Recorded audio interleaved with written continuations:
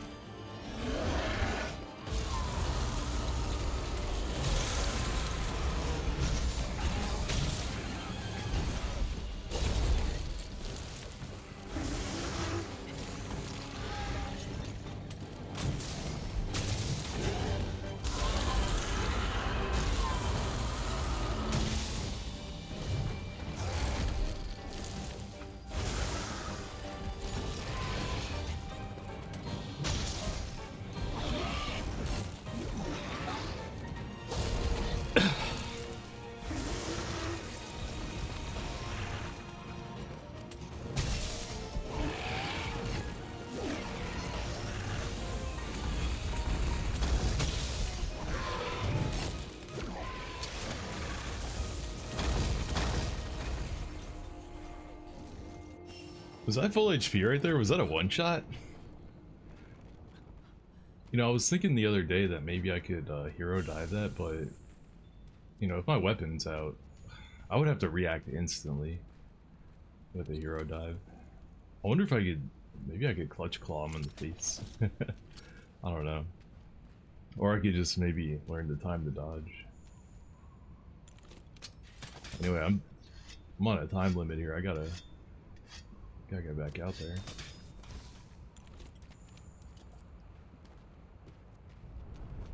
Well, if I can stay close to his face, that move won't be a problem. So there is that.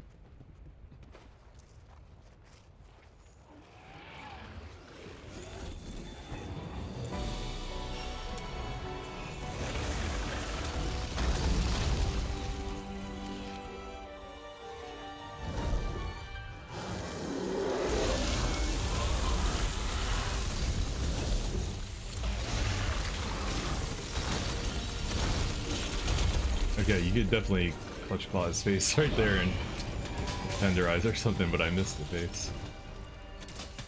Damn, we almost got him to phase 2 for that cart. We were playing really well up until then. Until we weren't.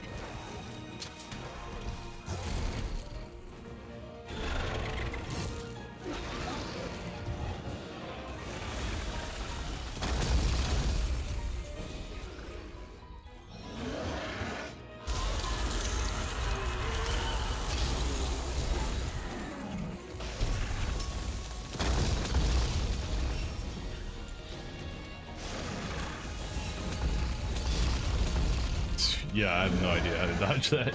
I'm just trying to get him over to the wall so I can wall bang him. But he's spamming range attacks. Man, I just wanted him to get close to that wall. Fuck. I should have just been fighting him. Alright, we'll start again. Oh, I should have abandoned the camp, not HQ.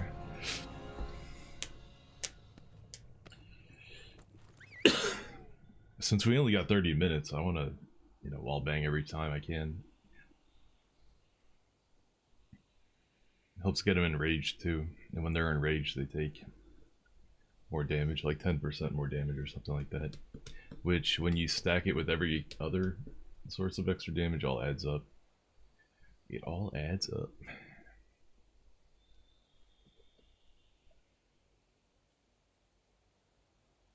Man, I got kind of owned last night and today. I was so looking forward to putting down some plates of Thanksgiving feast, but last night I got a stomach ache and it didn't go away all day today. So I had it all day too. So I ate like the most pathetic small plate. You know, it was like a full plate, but I just had like a little bit of like each thing on it. And even that didn't feel that good to eat. The whole time I was mad as fuck. I was like, damn it. I could be eating so good right now, but my stomach hurts. Fuck.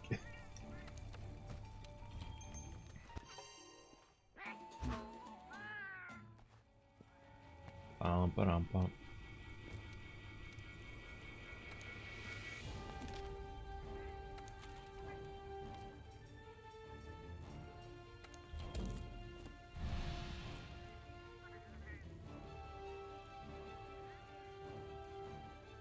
I was thinking I'd clear my throat.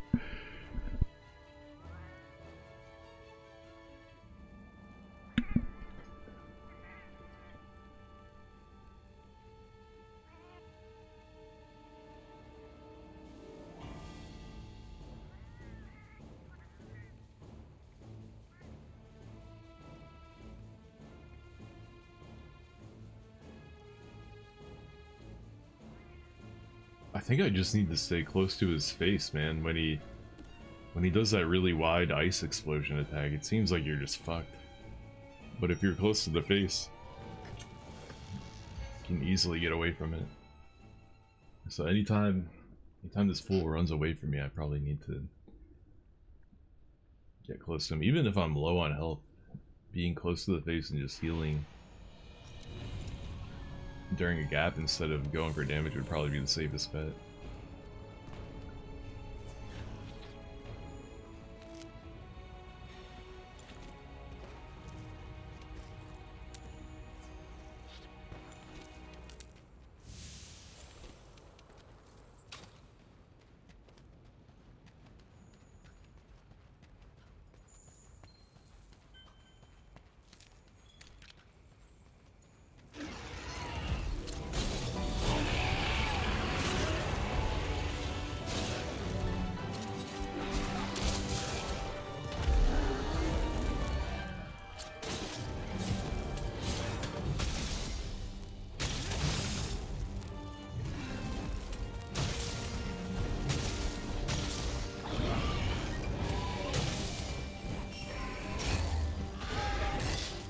Ow. Ow.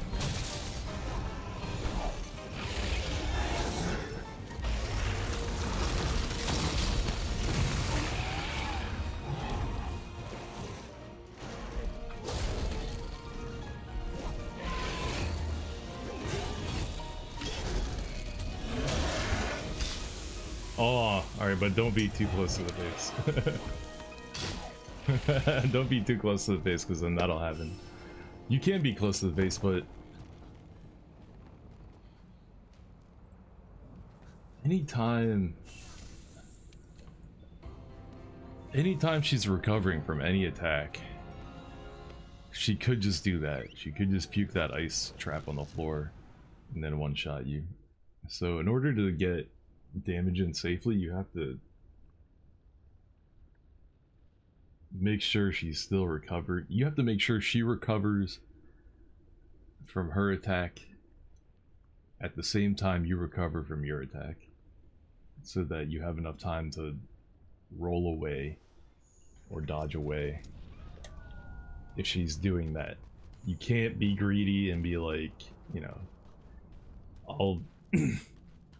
I'll get this attack in and then I'll try to, like, you know, iframe out on reaction at the last second to the next thing she does, because that move right there is so fast that, you know, it could catch you.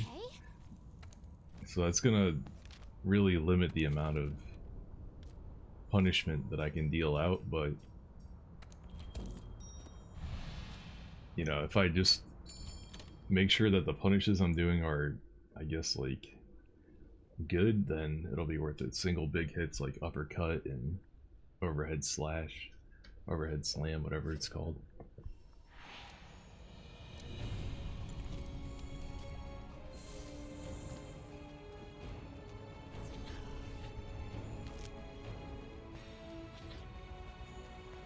And doing a fade slash as like the ender to my punish is also really good, because that way even if I'm in recovery of fade slash, I'll be out of range of that.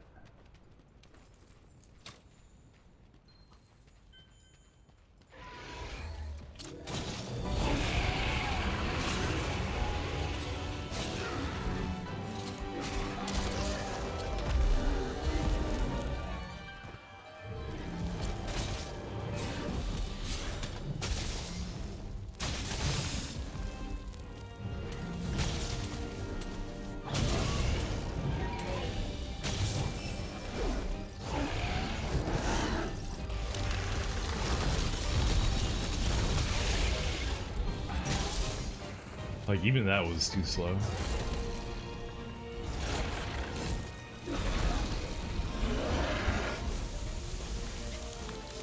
Oh wait, don't roll into that. You can stand outside of that and hit her, but I don't know, I wasn't sure about the timing or anything.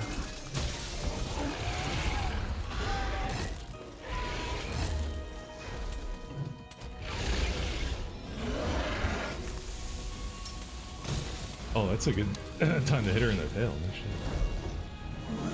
I'm so paranoid of that move now.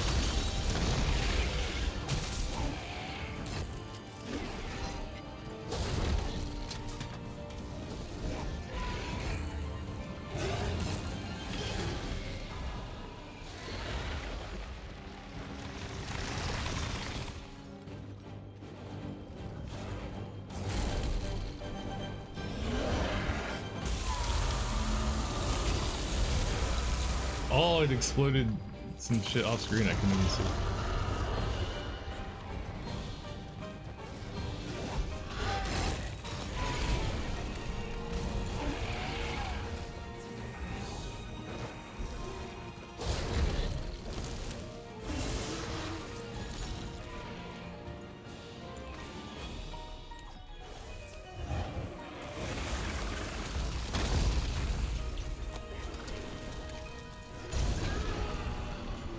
Oh, that landed on her head. Hell yeah.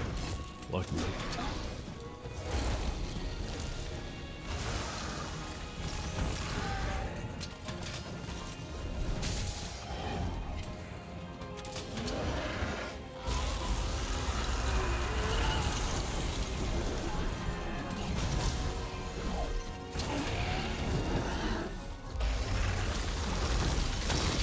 Oh, I couldn't see the spike because it was under the crystal, but I should have known it was there. Oh, I'm not even paying attention to what's happening. Dude, when she powers up all the way, her ice attacks get fucking retarded. Jesus. Alright, we could be doing way better than that, yeah. Going for the crystal breaks really fucked up my my positioning and my flow. It put me in like, you know, put me in like the worst spot to be in. I think what I'm gonna do this time is I'm gonna try to lure her over there while I'm fighting her instead of just running and standing over it. I'm just gonna, every time I have a chance to reposition myself, I'm gonna try to position myself closer to the ice pillars and get them in early before she goes berserko mode. So that way if I have to stand a little bit far away from her, she's not gonna just start spamming all her best abilities, right? It definitely seems like you're way safer when you're up close. Oh shit, and we got Phaline Polisher, let's go. This is the run right here. Okay.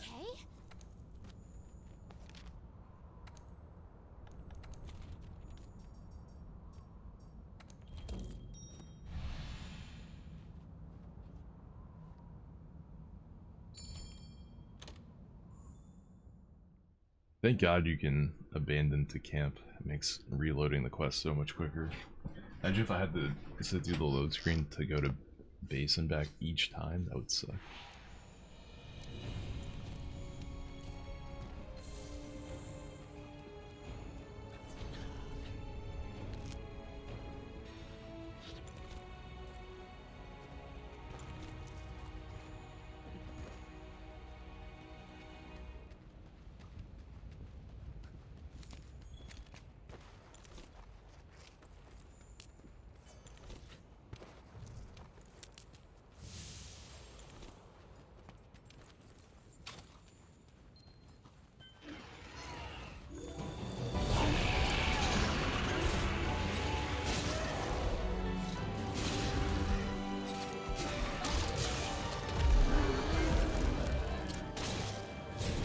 No, that was supposed to be the head.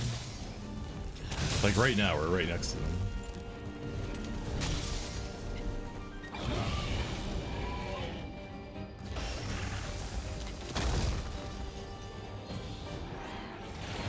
And our ice attacks aren't nearly as deadly right now. Yeah.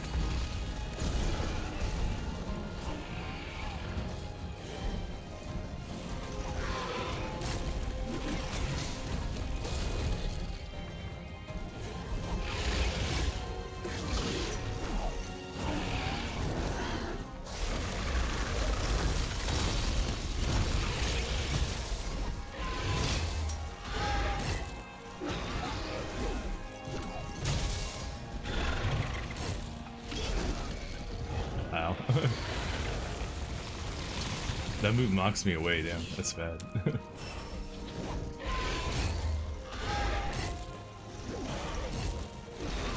Oh, she does it to the left and the right, so you can't even choose a side and be safe.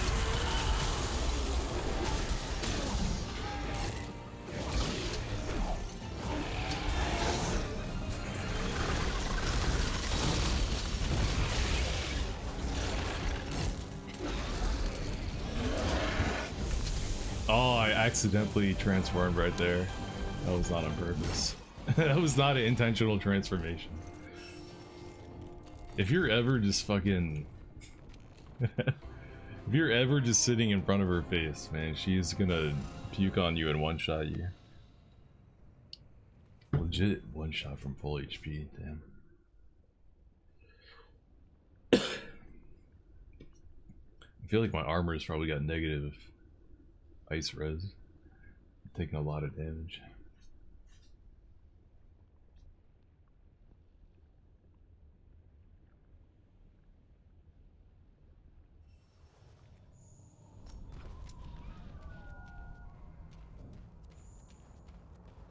-3, that's not too bad.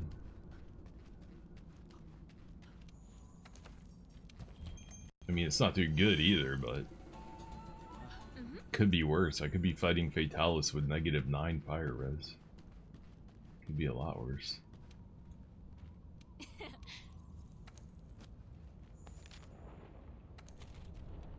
If we don't make it out of that first room without carting, I'm resetting the quest. That just means we gotta get better at the fight.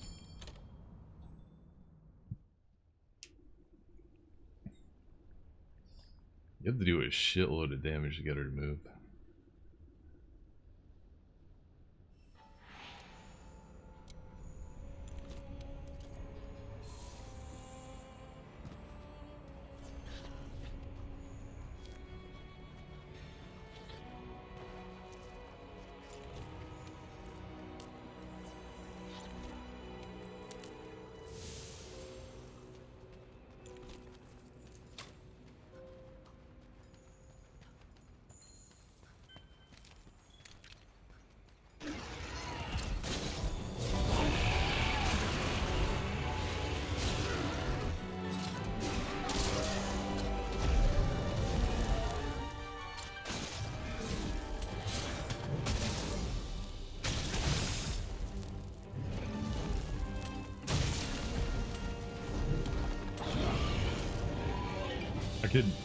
I guess I could go for a lot more damage right there, huh?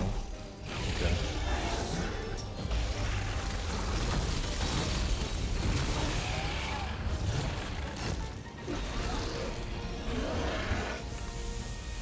Yo, how can I stand in this? I can, okay. That's a big damage opportunity.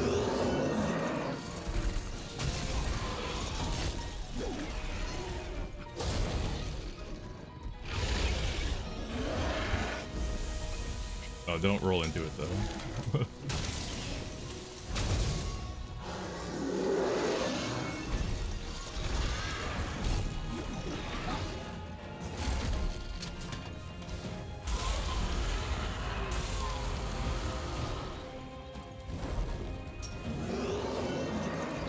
What are you doing? I can't even see you.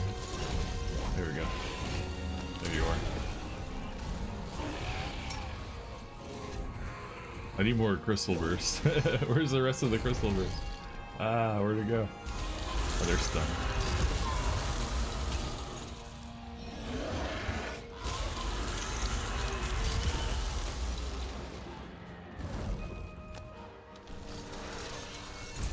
Oh, he didn't move forward? Bro, what is he doing? Just spamming from distance?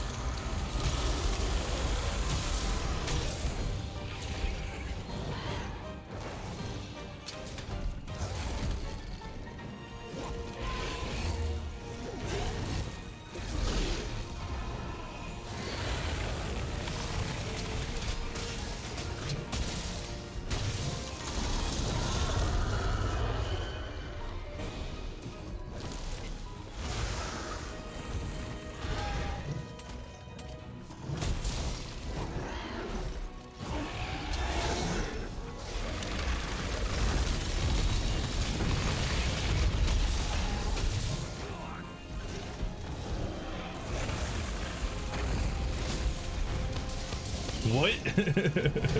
How did I end up doing elemental discharge? How did that even happen?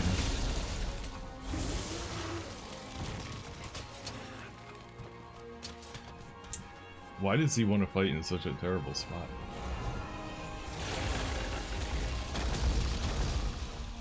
Wow, that has insane range. Okay.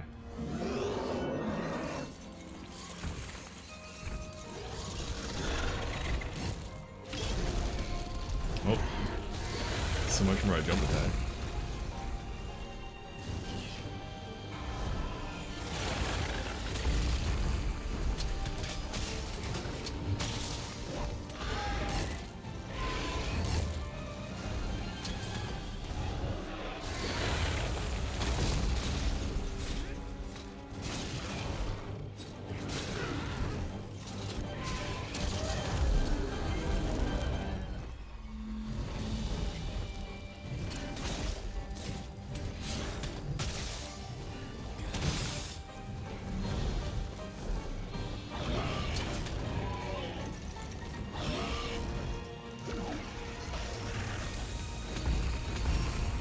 Oh, look at how much HP I have.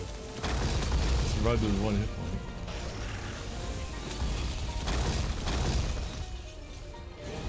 point. How are you supposed to avoid that move? Like, if my weapon's already put away, yeah, I could just hero dive, but when it's not put away.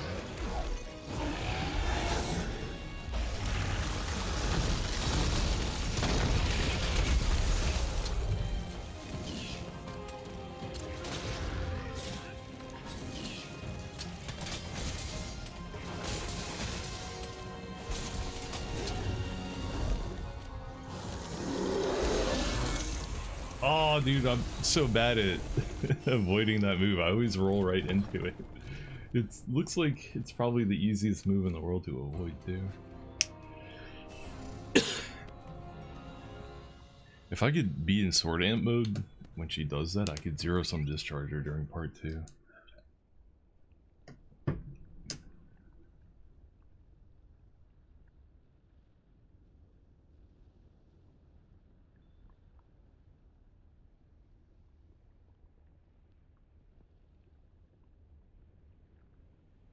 Weird, because you don't even have to avoid the first part of that move. It, like, she doesn't even aim it at you. She shoots on the floor in front of herself. You're like totally safe from it. I don't know why my instinct is to roll into it.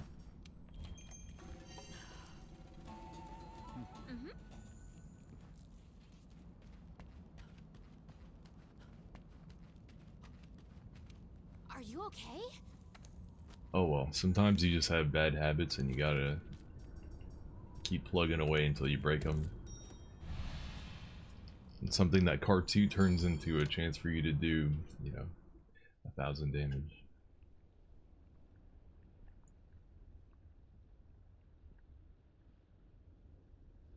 Alright, she always gets enraged right after I wallbang her at the start. So I think I'm gonna go for a big punish this time and hope we don't eat shit for it.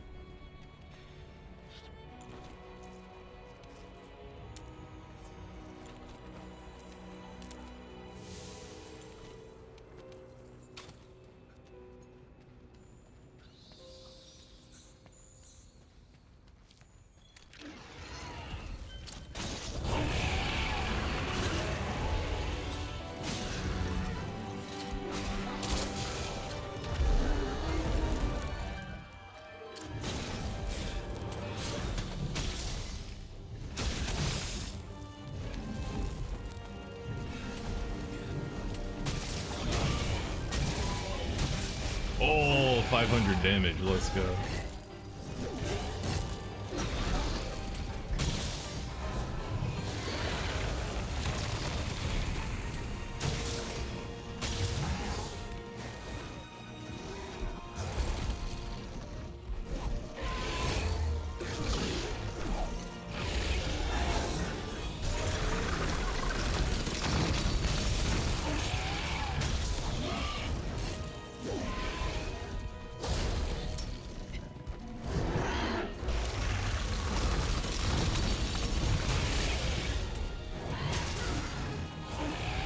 Oh, broke the head, hell yeah.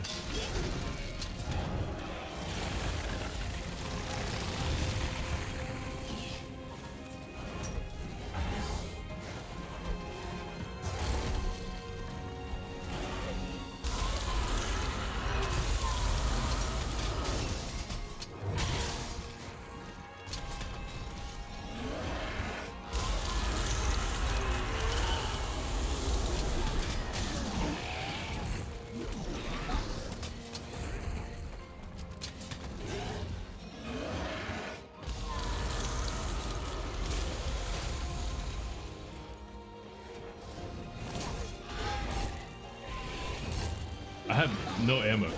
Oh, I have no ammo. I only had one crystal burst.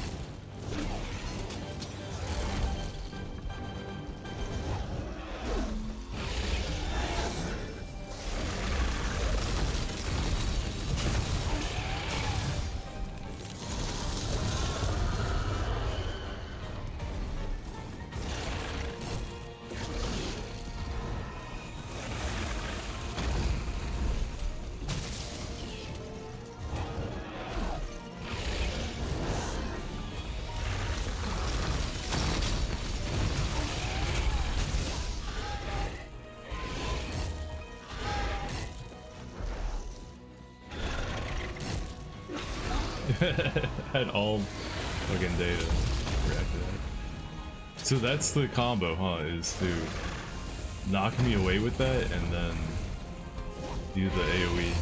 I see.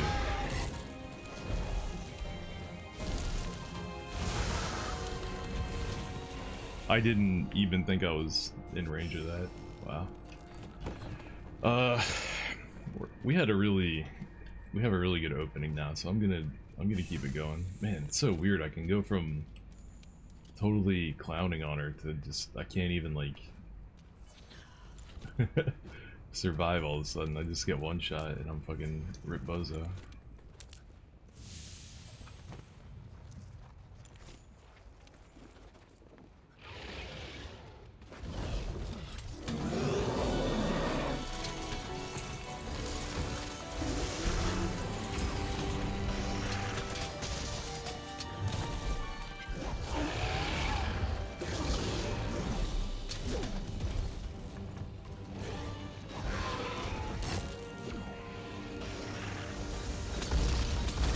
Oh, so she's got a wide one and a long one. I see, okay.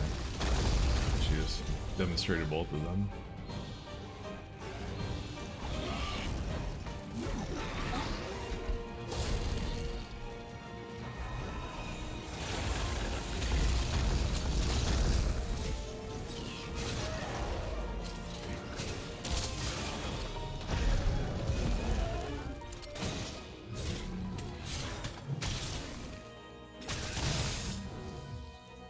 I'm gonna try the big punish again. Oh, it worked. Nice.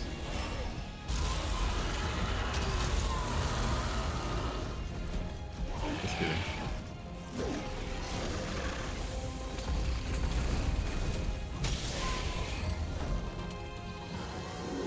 Alright, don't get hit.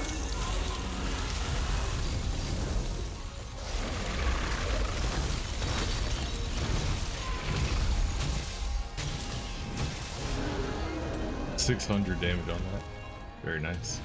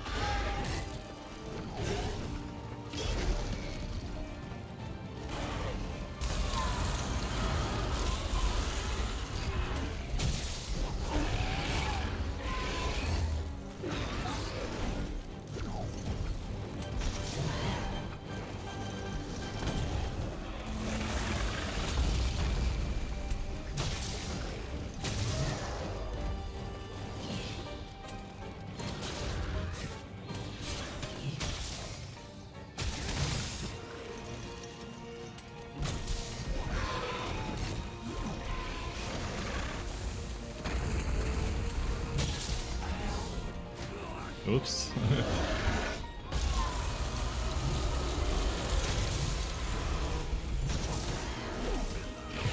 Damn. I'm trying to style on him.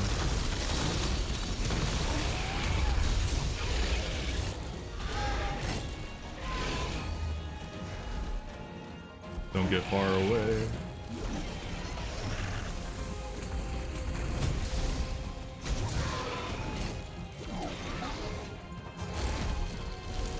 What is happening?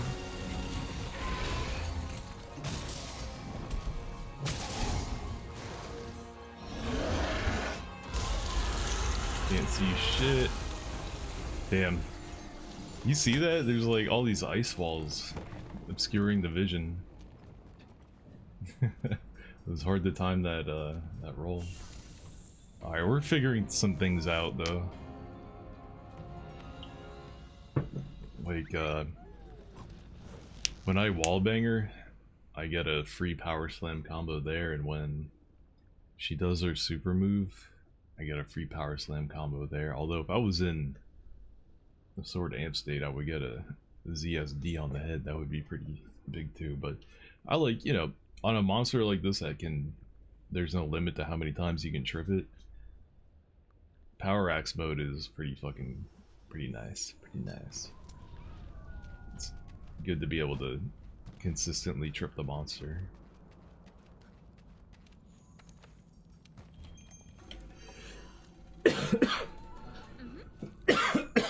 Excuse me. Maybe I'm coming down with something. Maybe I'm getting sick. Are you okay?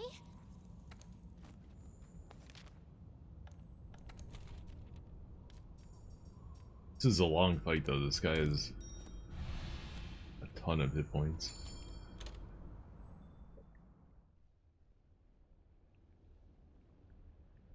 I think falling boulders do like...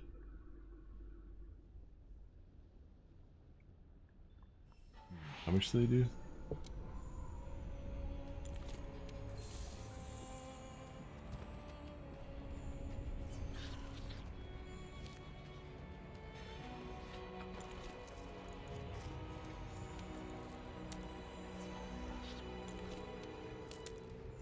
Oh yeah, let me take the rocks actually. The rocks are better because I get more of them after I wallbang, so I can go for the falling rocks immediately.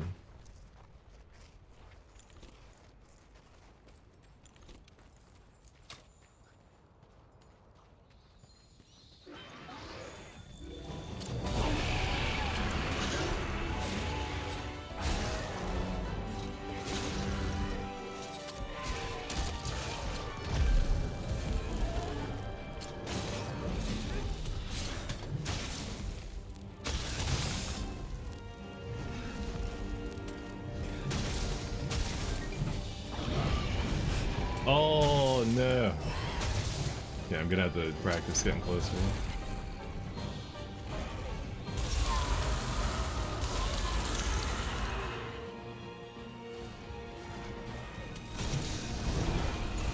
Whoa, did I just break it with the jumping attack? I didn't know you could do that.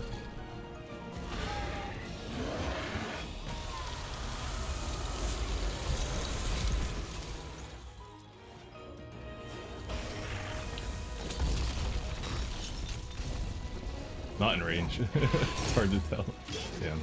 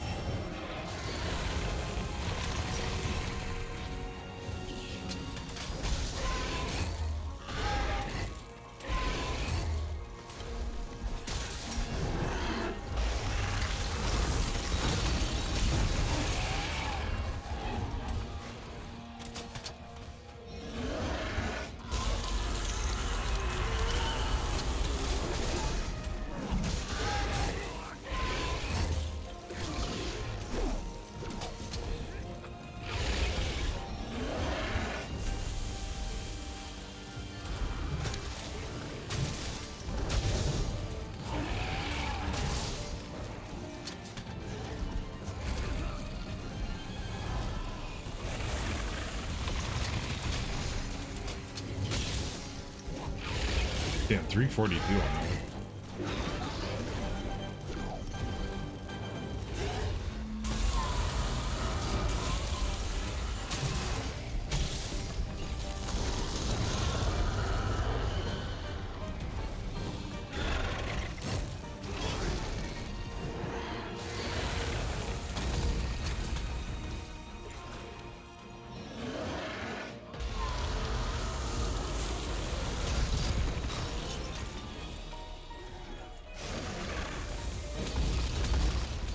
I have no idea how to fucking roll it. I think you just gotta time the. Yeah, it looks like a.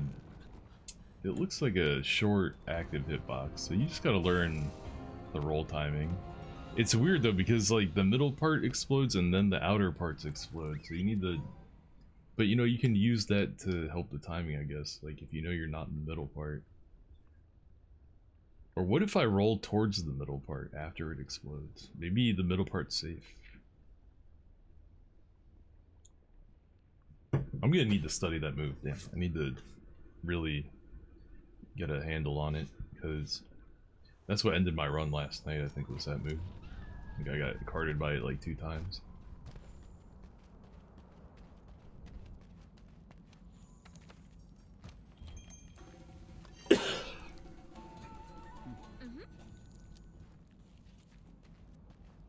Another move I have trouble with is the curving tail stab move, whatever the fuck that is. Like the linear ones are super easy to dodge, but the one where she does it at an angle and then like scoops it in, like I always get hit by that.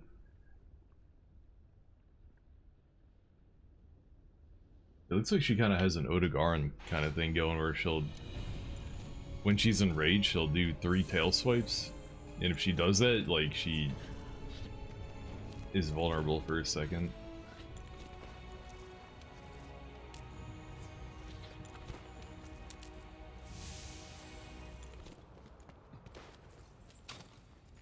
I wanted the rocks, damn.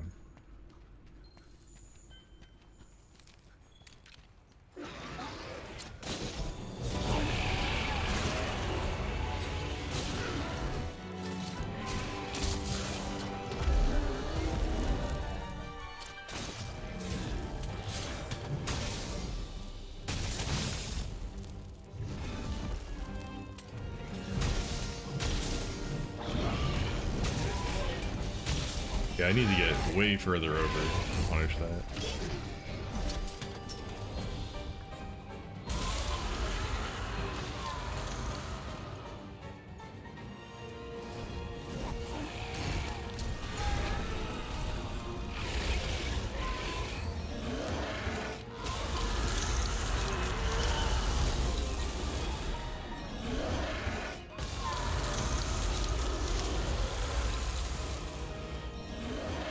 Three in a row.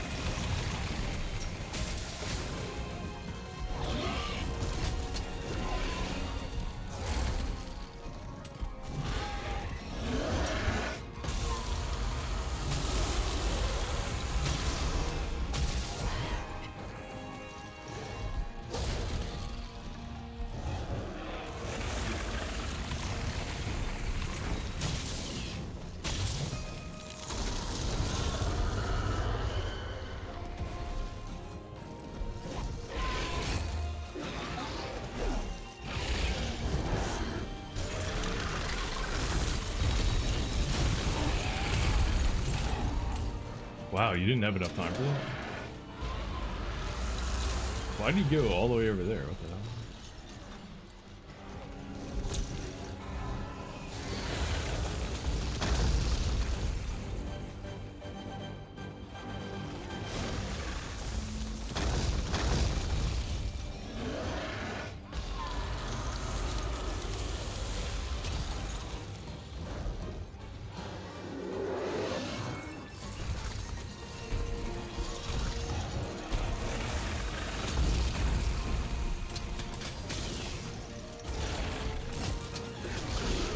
That fucking move right there, man. And then it leads into that. Maybe if I immediately start running. What if I put my weapon away as soon as I get hit by that and just start running and I'll be able to hear it?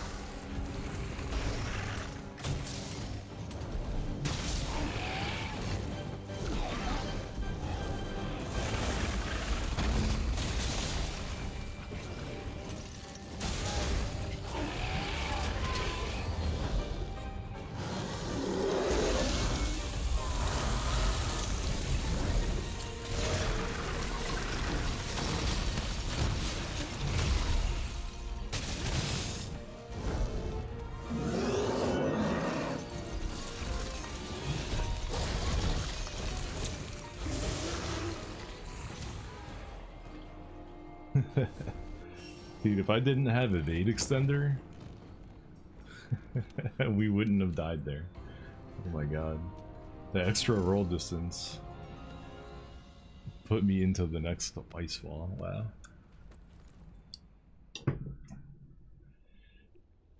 I guess I could Clutch Claw dodge instead. Or I could roll further away so that I'm in the wider part of the move. Because the closer I roll to her, the less space there is to avoid that.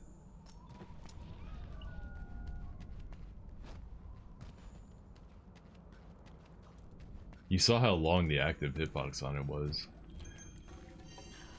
It looked like it had already exploded, but I still got hit by it. Are you okay?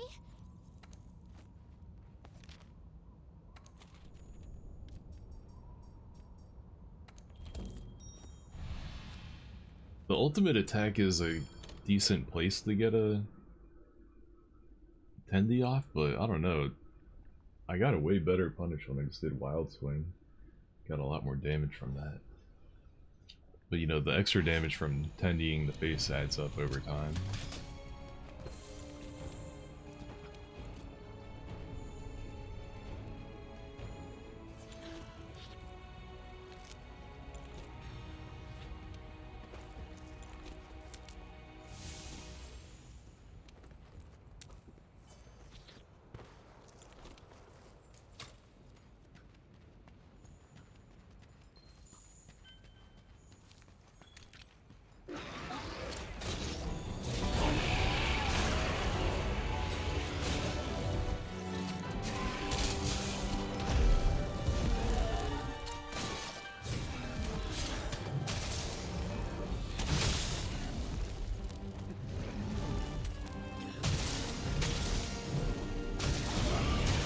There we go.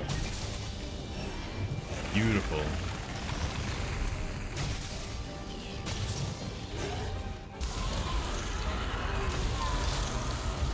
Not beautiful.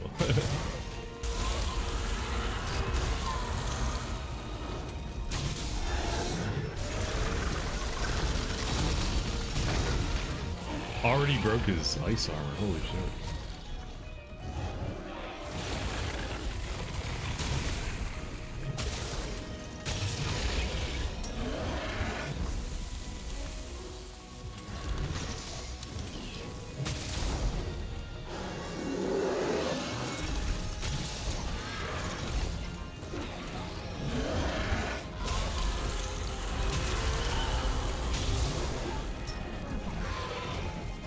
Yeah, I learned my lesson with that move.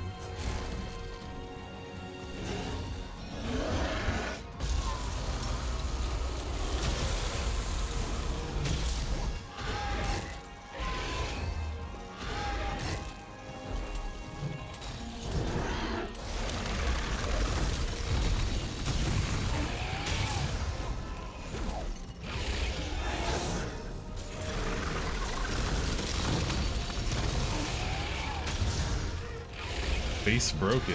Nice. Wow. We're on a world record pace right now.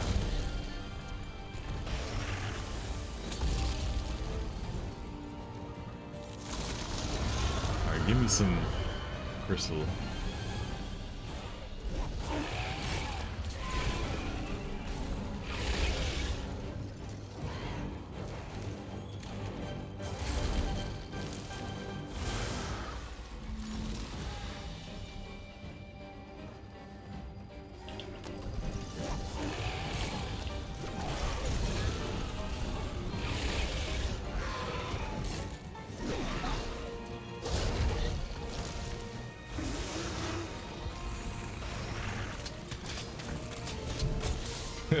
Mess that up.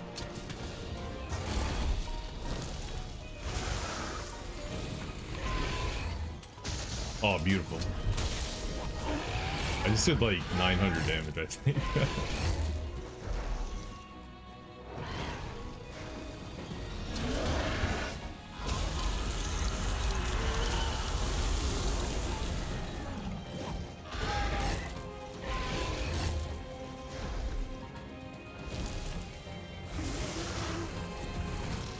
Yeah, that move is fucked up, man. You gotta roll away from it. You don't roll into that, you roll away from that. Depends. Depends. Alright, we did a shitload of damage, so we're gonna keep going. But she unenraged there, so my mindset was kinda like, oh okay, get near a wall so you can wall bang and get her enraged again. All that happened was I got fucked up.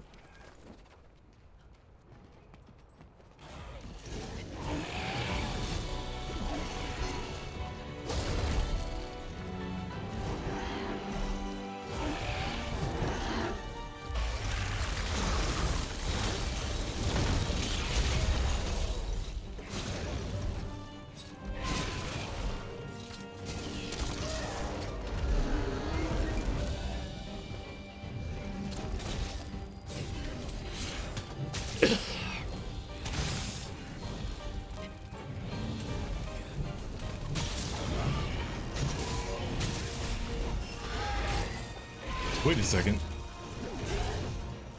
Is the face not tenderized?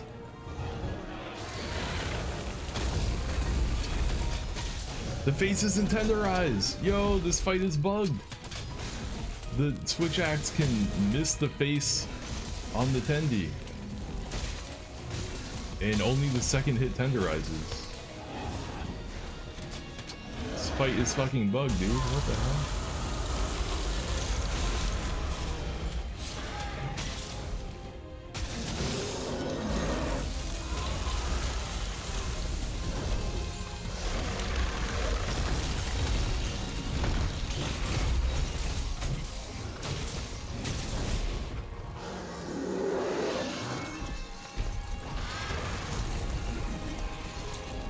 Can't see shit. Can't see shit.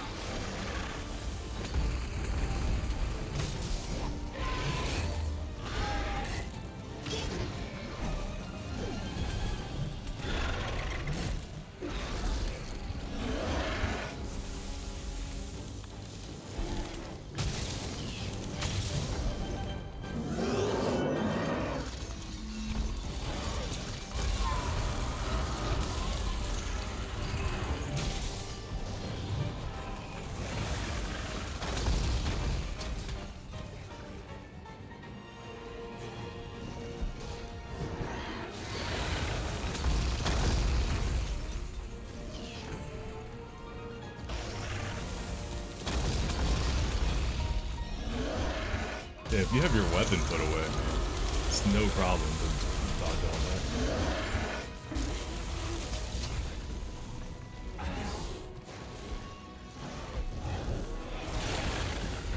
What is happening?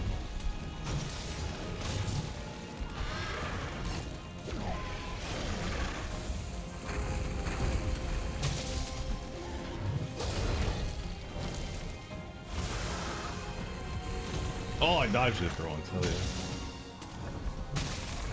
So it can be dodged.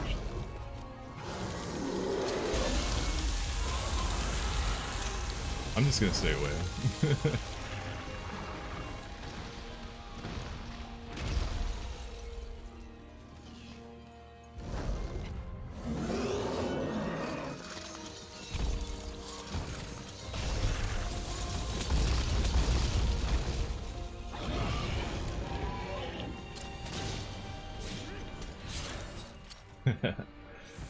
If only.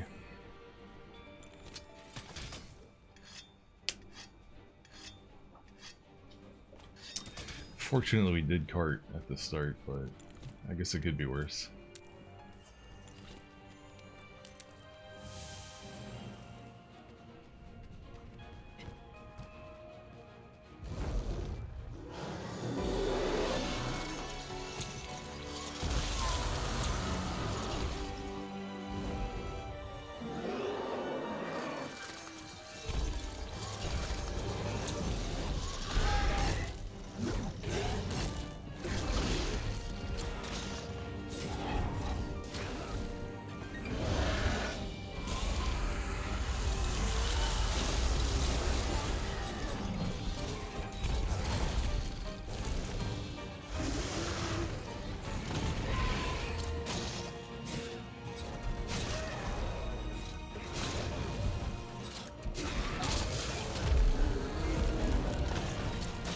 Alright, is my Tendi gonna miss?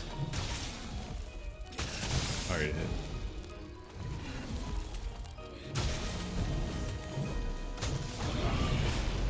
Oh, dude, big damage. Big damage with.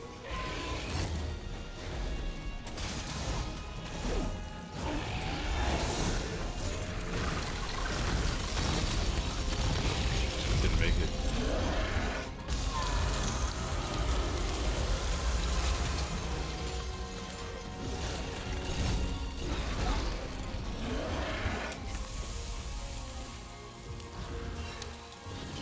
I didn't use the max potion. Why not?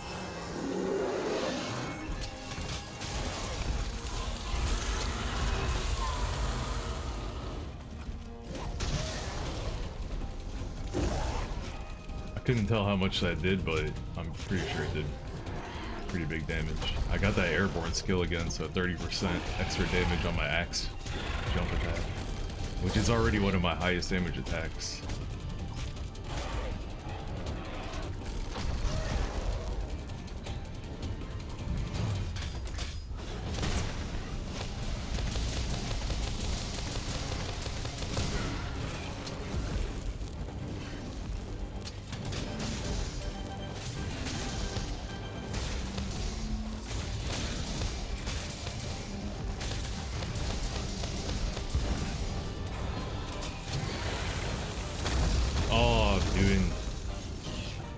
Doing the axe transform is not a surefire way to stay safe there, huh?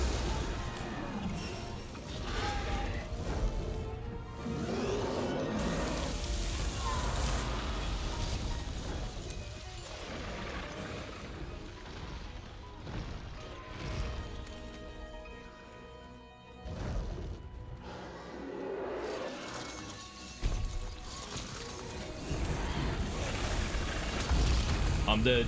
I'm alive.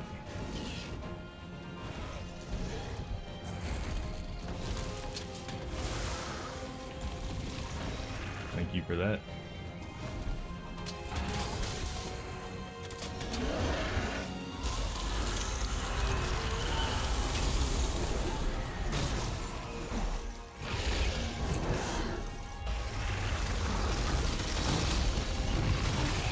What? Oh my god, what is happening?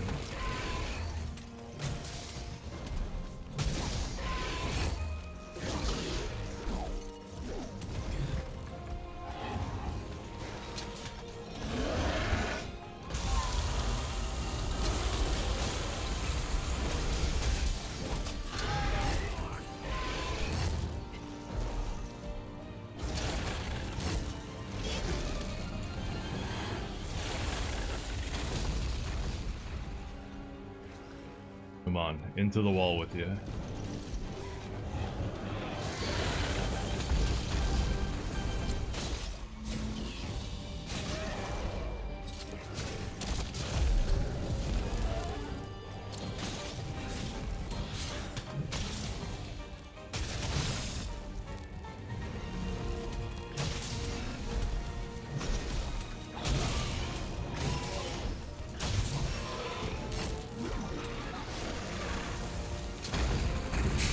Yeah, I don't know what to do about that. Maybe just time the dodge. I don't know.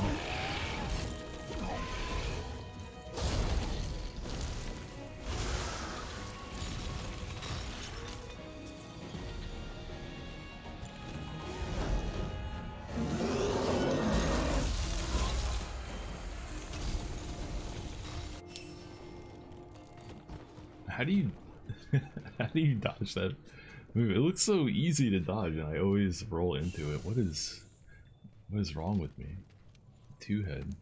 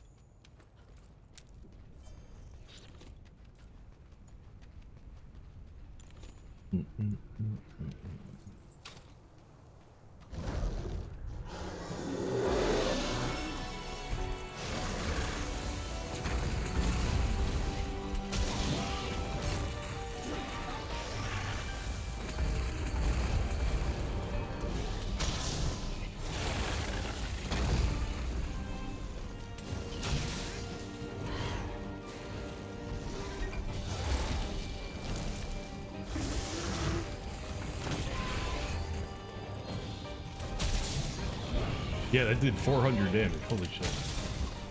349. I think it did 400. I would like to get this fight down without carding, but man, her ice attacks are bullshit.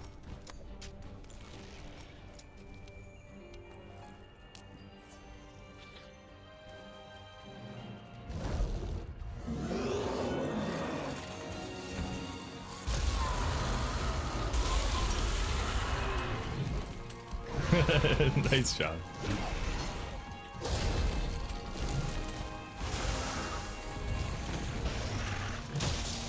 There we go. 399, baby. That's what I'm talking about. It says agitator is worn off, but her icon is red. Are you telling me I could have went for a wallbang there? And it's back on. Okay.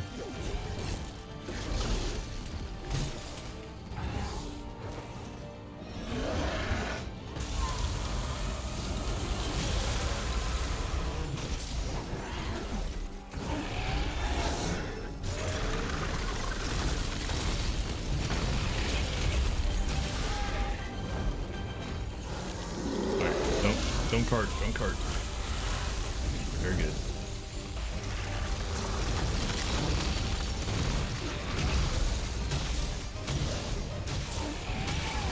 Oh, she got Dragon Seal just now.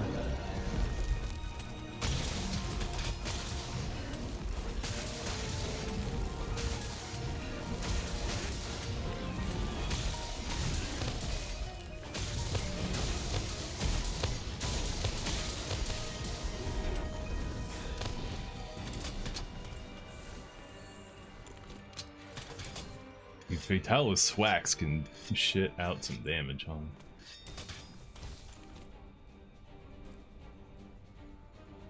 When all the stars align, anyway, when I have full HP, the part is 10'd. We got purple sharp. And if I had evasion mantle on, we would have done even more. And if I could somehow get resuscitate going, or whatever it's called. Coalescence, not resuscitate. Really, she went back into here. Oh, she went to sleep. Whoa. Alright.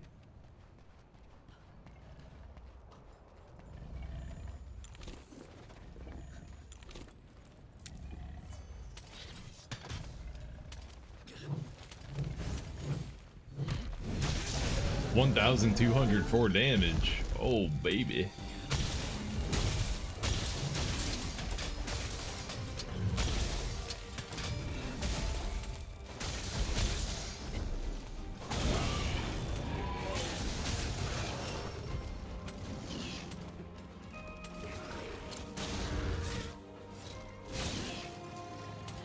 Alright, the icon says not activated, not enraged, but the notification on the screen said she was. And this shit is so confusing. Come on, give me something. Give me something, give me something. Here we go. Whoa. What the hell was that?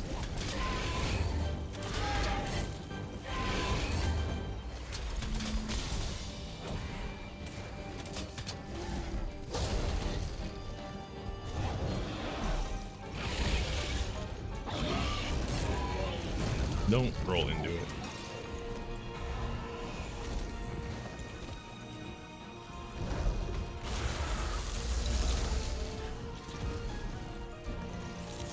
Is that like a new move? I don't remember her doing that at all.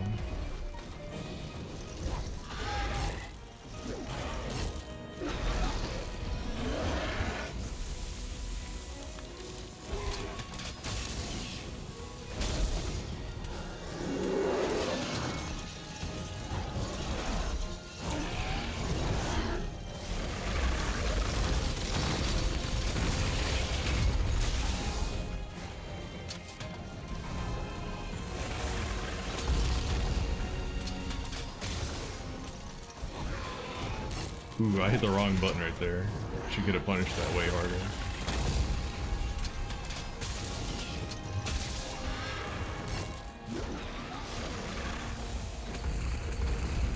Let's get inside of it.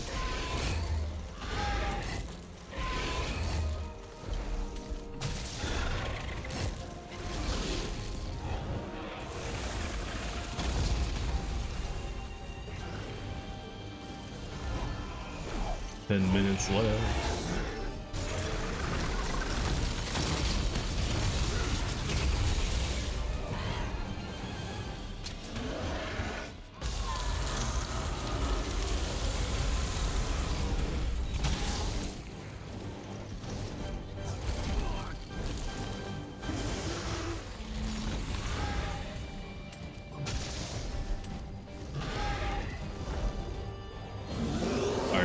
fucking card to this.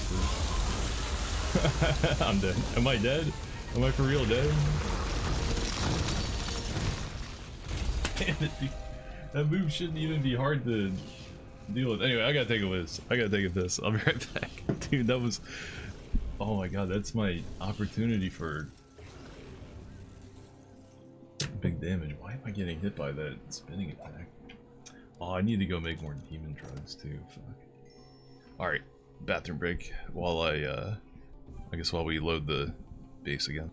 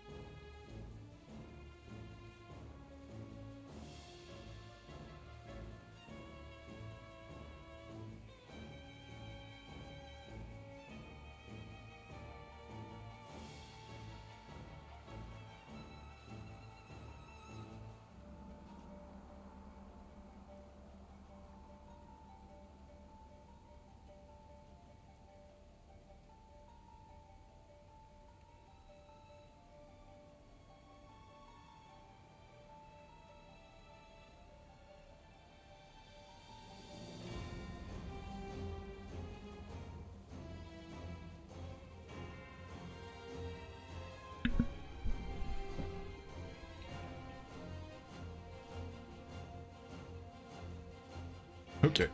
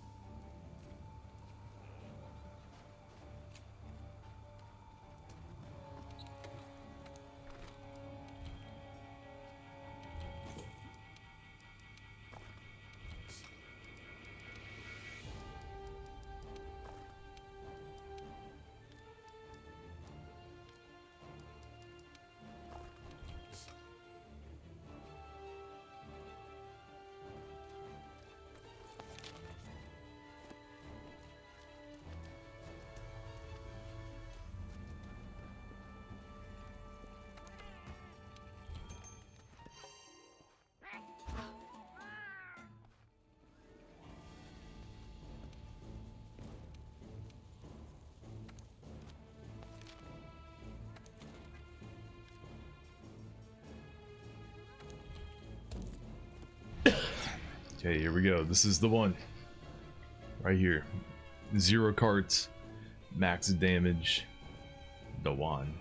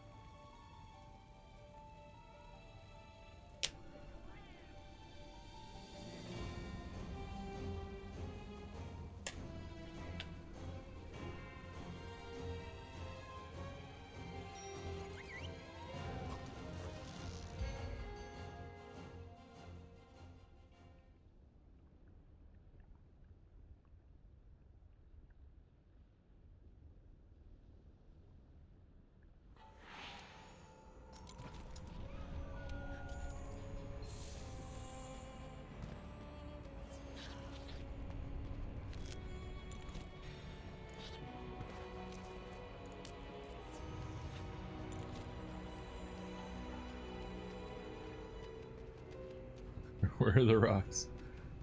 Oh, they're there.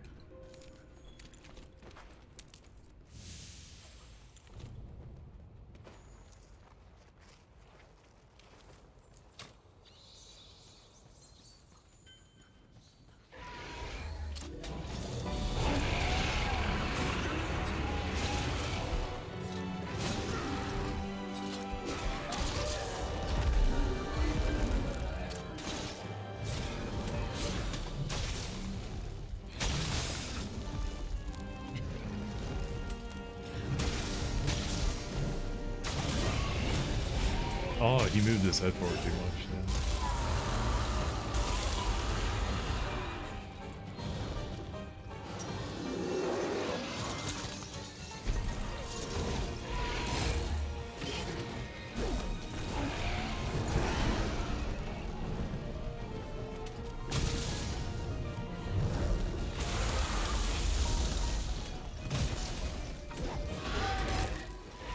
Nice, his head armor broke, so that means that hit him in the face. Very nice.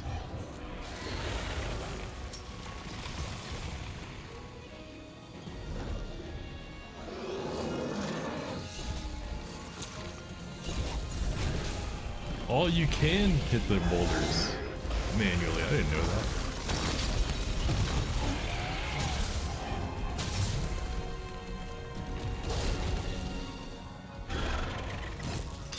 See, look at the hitbox on that. It hit so much earlier than it looked like it would.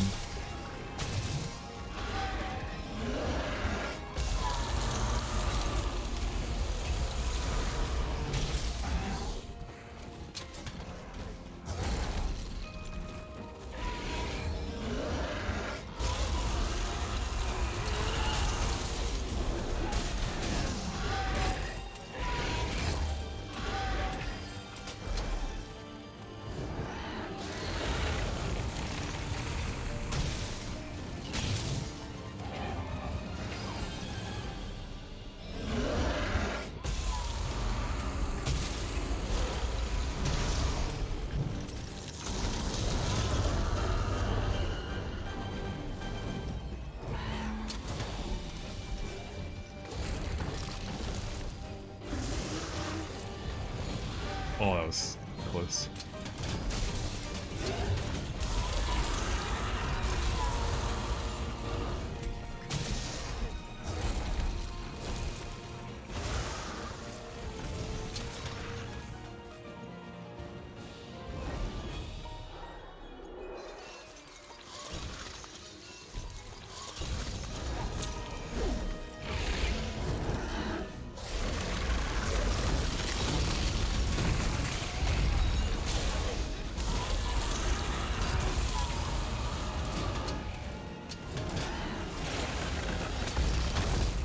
That is a one shot. Damn.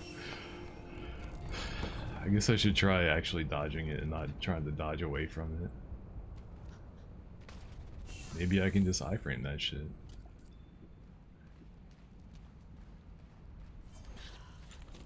Being in sword mode gets you fucked up, dude. The lack of mobility. Can't get out of the way of these enormous bullshit AoEs. I feel like axe mode is the way.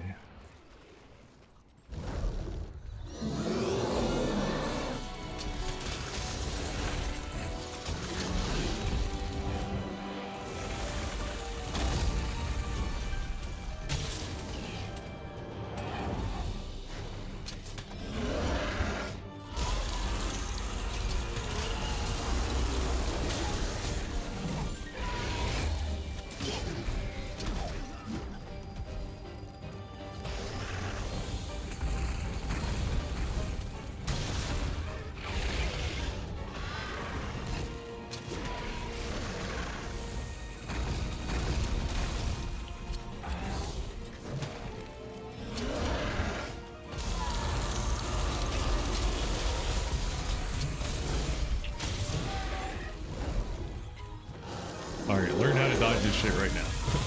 Okay, it wasn't hard. I'm making so many fucking mistakes right now.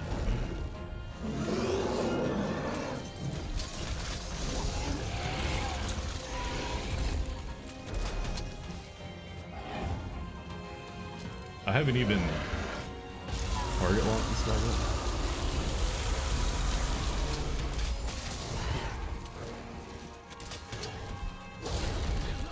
I can't even see what you're doing.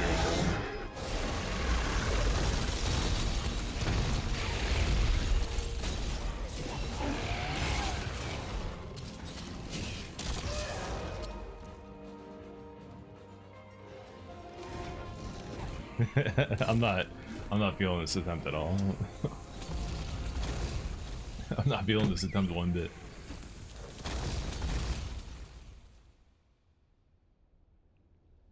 I'm not just trying to win, too. I'm trying to win good.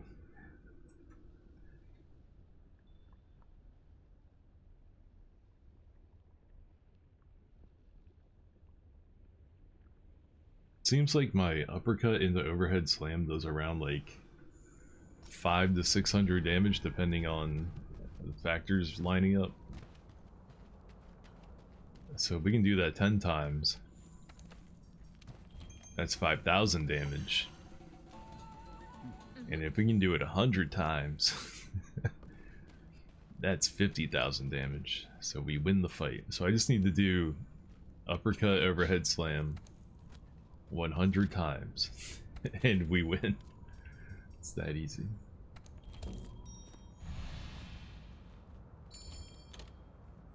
A couple other things help too, like dropping the boulders and wall bangs and mount knockdown, tripping on the face trips. There's plenty of other things that help too.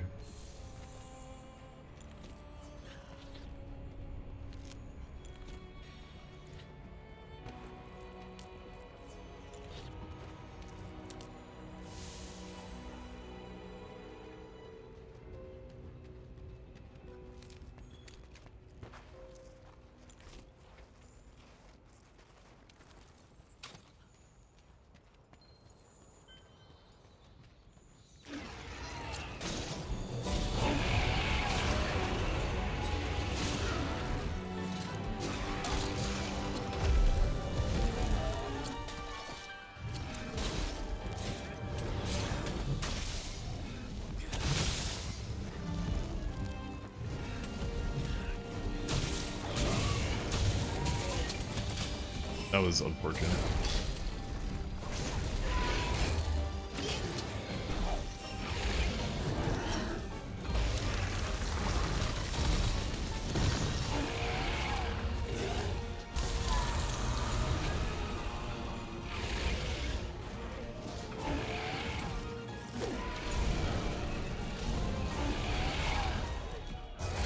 That's right, I'm not playing with you.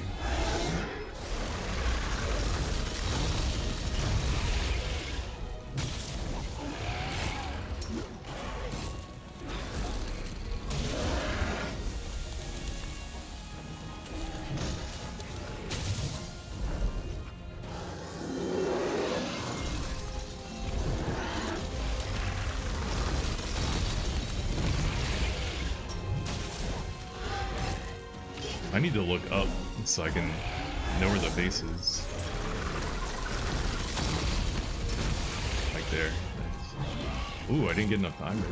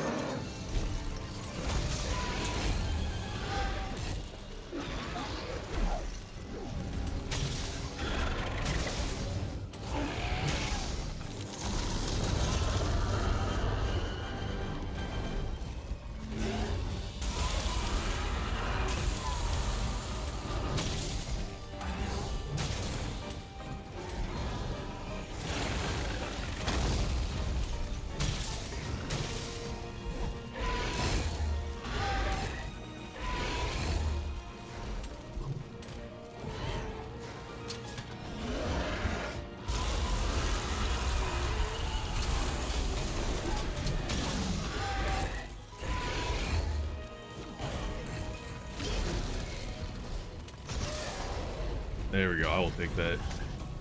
Thank you very much.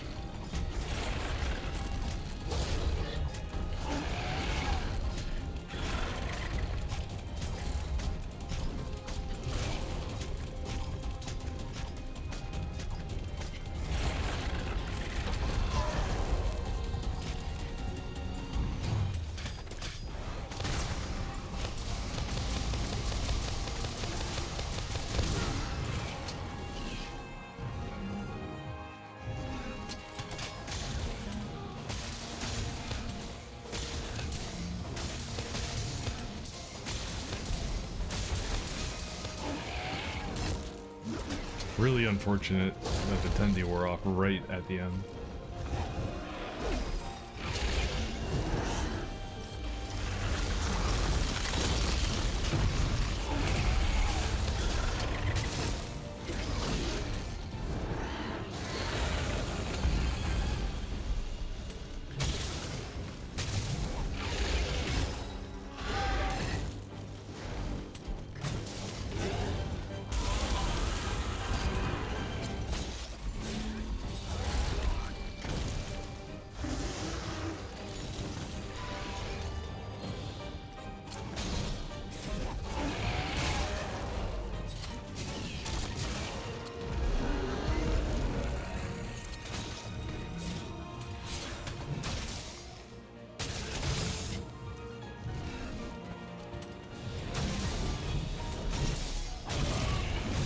Oh, he moves his head forward, damn.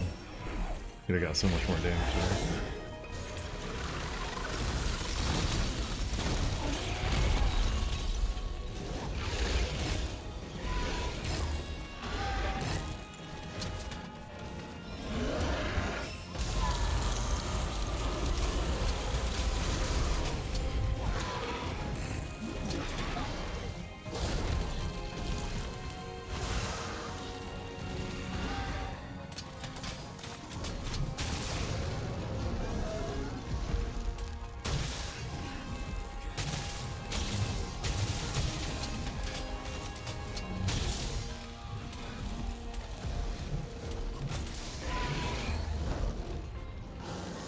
Dodge it, dodge it, dodge it.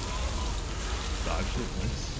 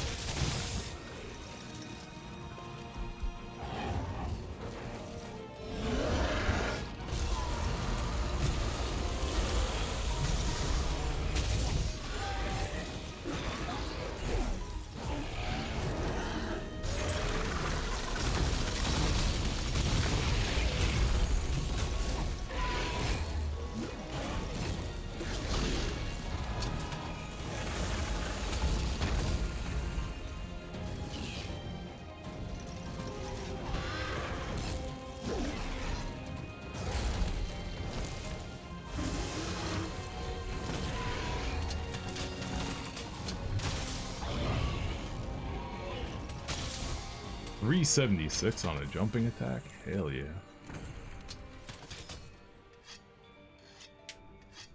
I wonder how much damage we did.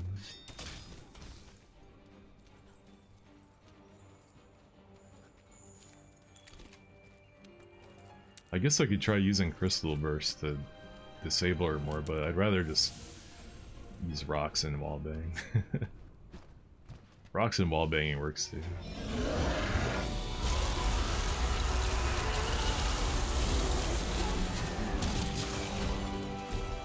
Or not.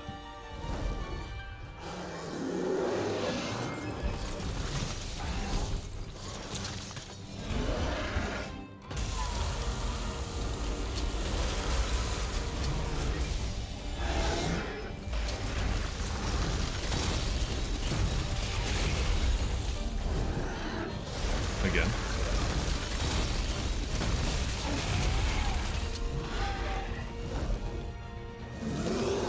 Can I just stand under you? Oh, I can? Nice.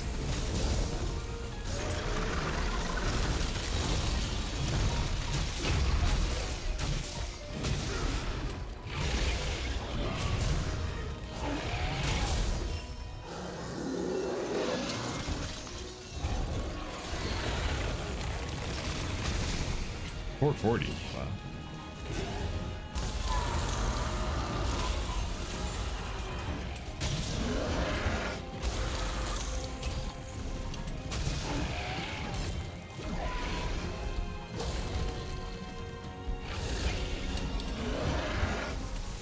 Don't roll into that. I'm super lucky right now. That could have killed me.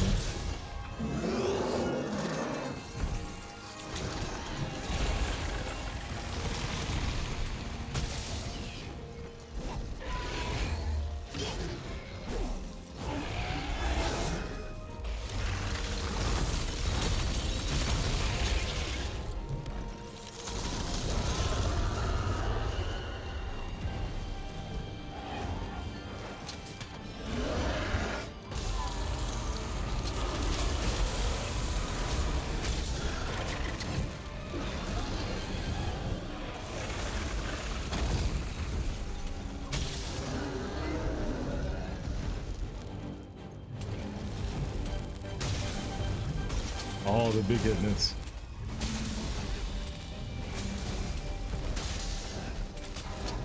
That sucks, she fell at a weird angle.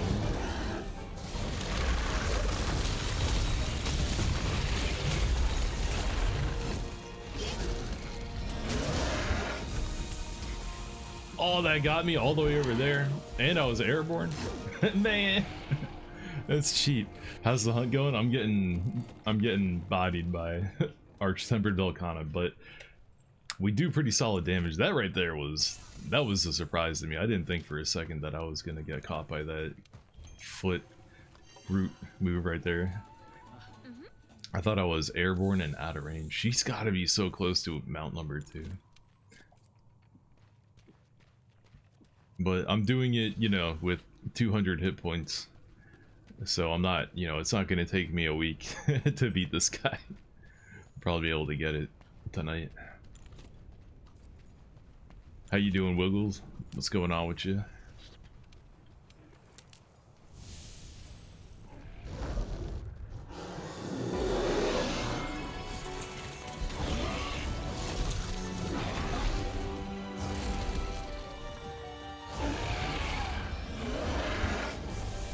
What are you doing? Oh, this bullshit. Excuse me? How did that miss? There we— oh, dude, I was one jumping attack away from a mount. Instead of doing thousands of damage, we carded. All because of one slight miscalculation on my part. Ain't that some shit? You're looking forward to the weekend? Right on. You got any big plans? Did you do anything for— oh yeah, it's Thanksgiving. You do anything for Thanksgiving?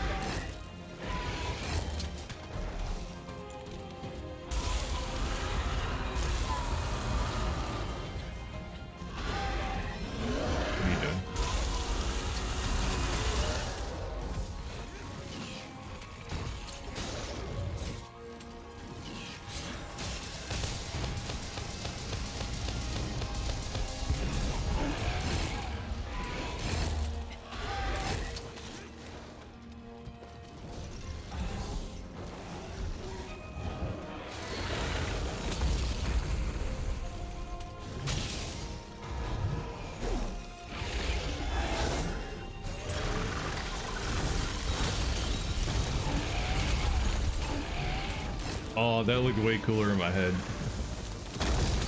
Oh, I lived. I was out of range. Thank God. I still haven't figured out how to dodge that move. I haven't even like tried. I always try to just outrange it. Alright, we're going for the big damage right here.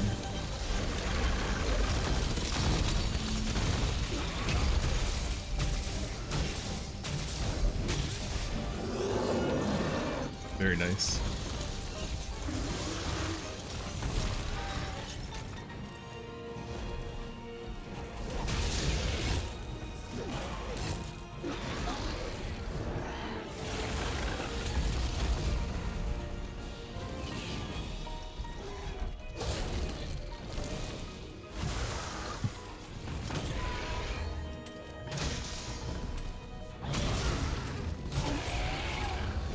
Damn, we did 700 damage with those 2 hits. That's what I'm talking about. That's what's up. Alright. So after this, she goes to sleep. So our pace is really good. I just have to not get carded. Our pace is fantastic. The hard part is not getting carded. You're in Europe, so no Thanksgiving over there. Oh shit, okay, I didn't know that. I thought you were I thought you might be a USA, bro. Nice. You mind me asking what part of Europe you're from? Your English is pretty good. I couldn't detect that you were maybe a not native speaker. Unless you're from the place that invented it, I guess. Oh, the stupid crystals on the ground exploded. What the hell?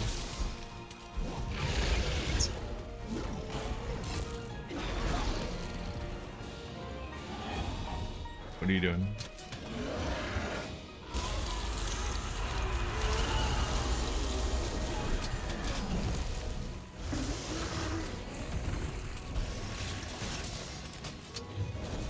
Oh, he moved his feet up and dodged the fade slash, the morph slash. What the hell? That's cheap as hell.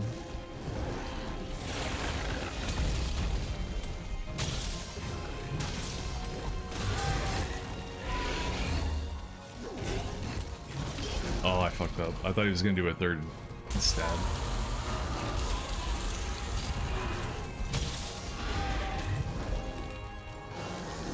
Alright, don't fuck up, don't fuck up. We didn't fuck up, we didn't fuck up.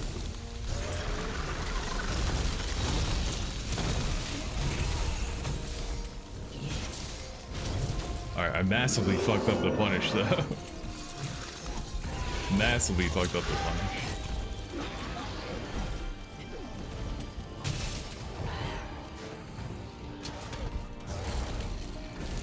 Can I get another Tendi off?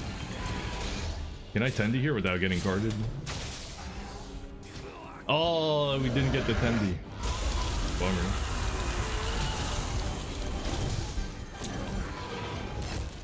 I'm being gatekept from tenderizing.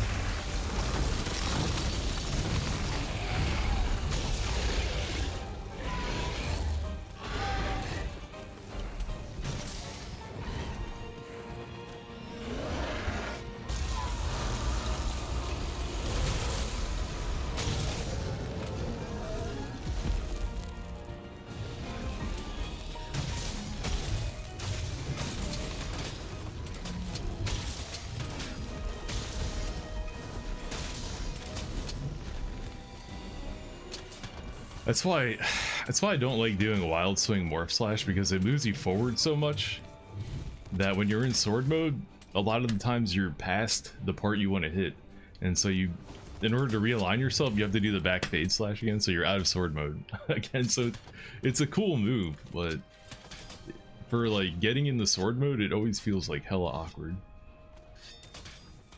Bump, bump, bump. You've been on the internet for a while, so your typing's good, but you live in Italy. Oh, damn. Early riser, huh? 8 a.m. Damn. We're doing really good on time right now. Hell yeah. Buongiorno.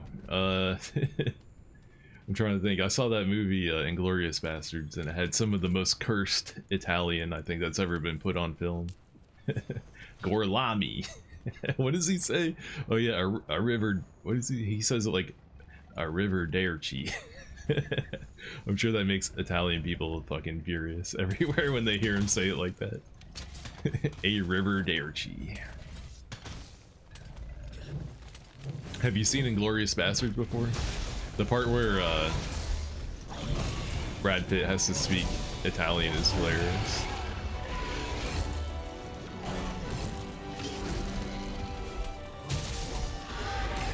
Unfortunately, his face was not tenderized for that wake-up attack. We definitely could have done easily over 1,000 damage if it was. And it crit. Well, it would have crit if it was tenderized.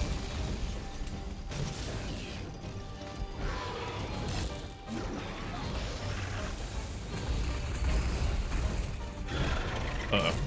Oh! I got so lucky right there. Oh, that was the luckiest flinch. Hell yeah. That flinch was calculated. No luck. All skill, baby.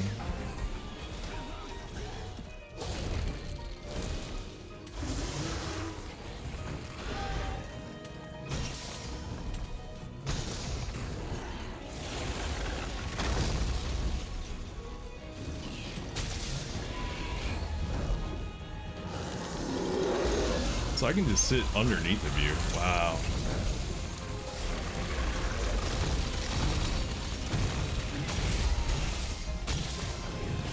Damn it. I've been having issues aiming that. The first time I went for it, we landed it, and it was like all the damage in the world.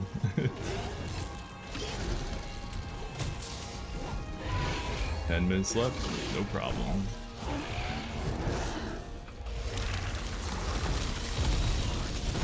Might be a problem.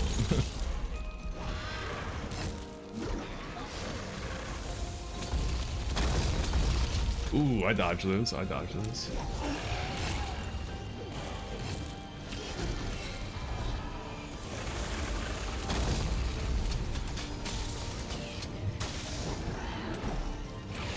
That is such a dope combo right there.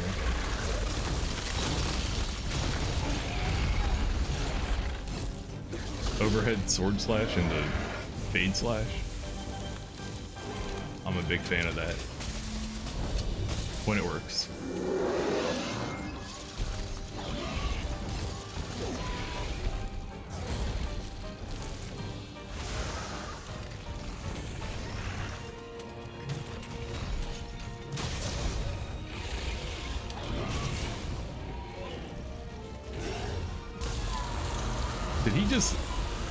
Did he just unenrage and then re-enrage? What are you doing?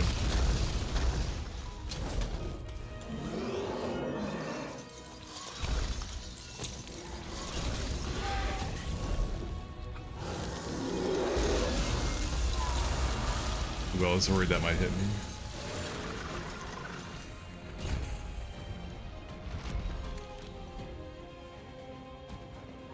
Check this out.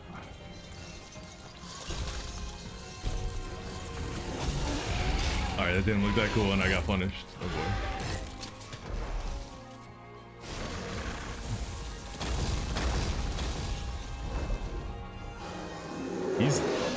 He's really not making this easy on me, is he?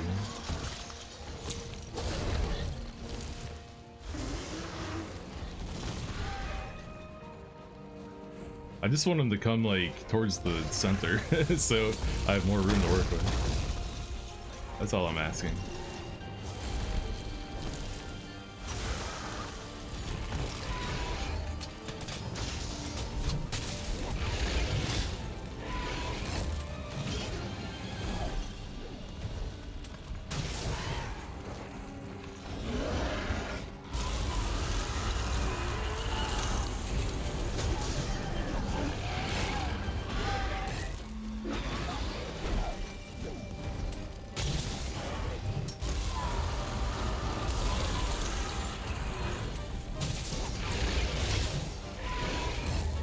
He's recovering so fast from moves that I don't think he recovers fast from.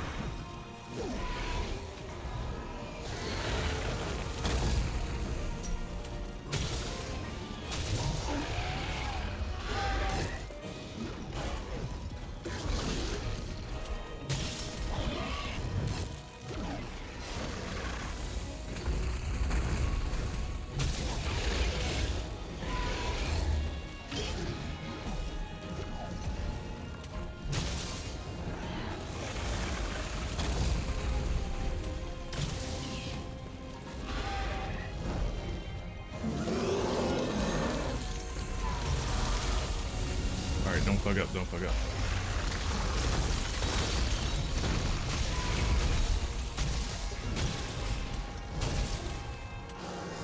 Unfortunately, he wasn't tenderized, so we didn't get the crit. He's got it. Oh, he's gonna die. He's gonna die.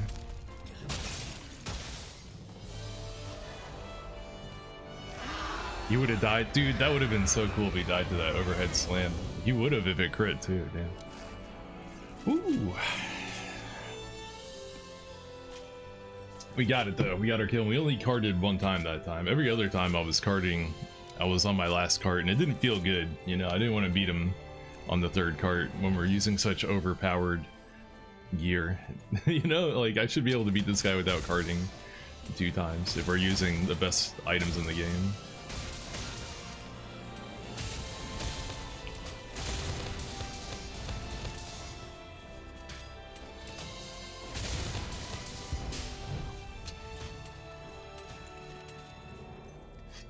GG's.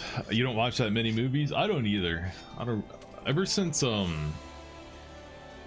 moved out, ever since I moved to Baltimore, pretty much, I stopped watching movies regularly. I moved back from Baltimore, but I didn't start watching movies regularly again when I moved back either. And that was back in like 2009. So I would say I watched movies pretty regularly, probably in about until around 2008, 2009.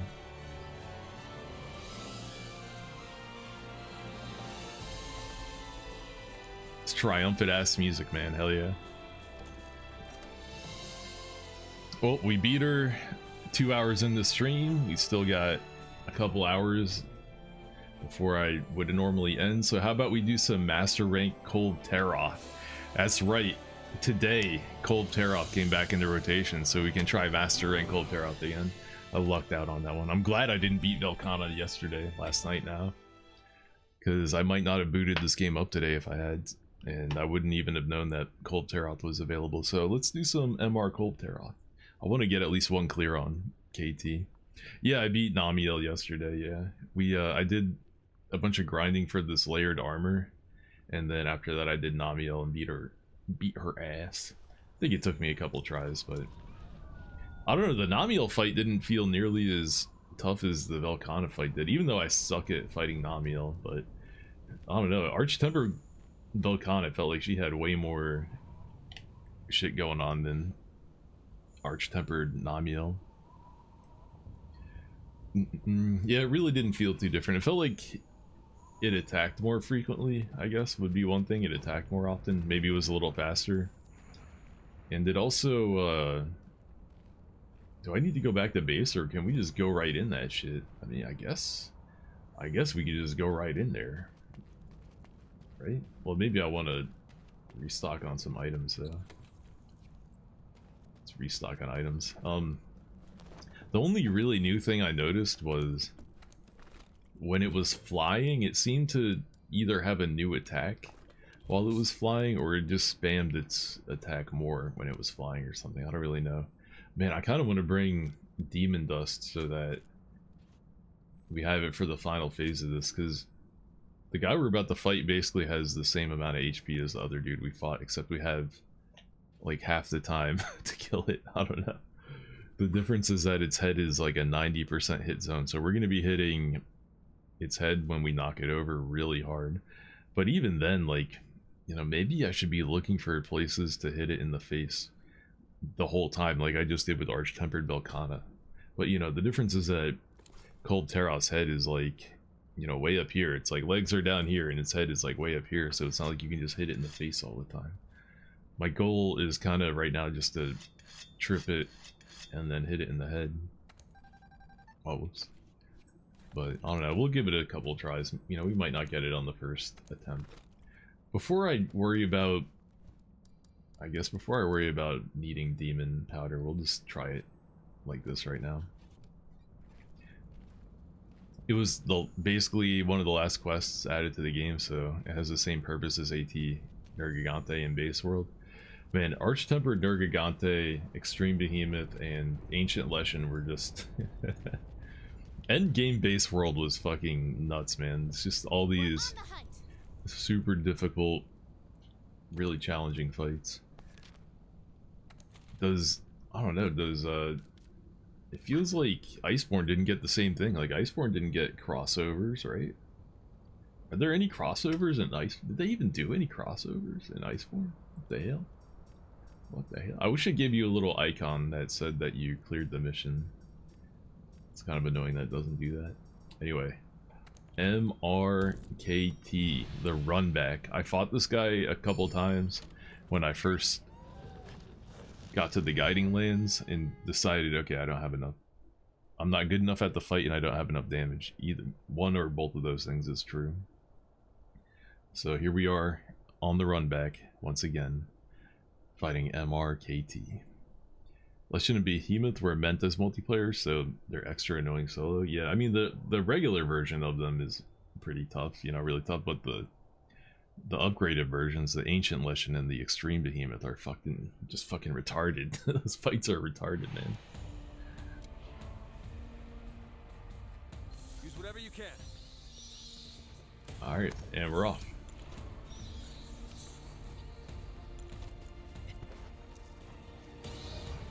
I have a script down for the beginning of this fight. It's double wall bang and then let's see. Oh, I need chill shrooms. Okay. What was the script? Damn, I gotta remember what it was.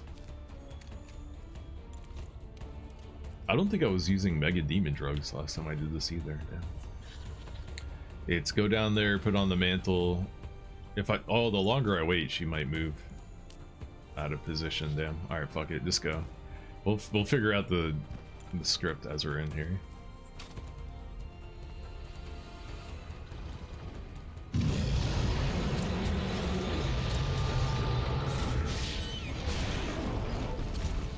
Does this work? All right, it does. Good.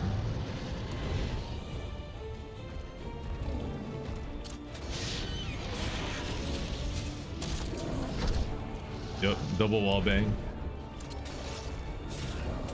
Oh, it's a mount. That's what it is. It's not tenderized. It's mount. Fucked up. Let's do this. Proceed with caution.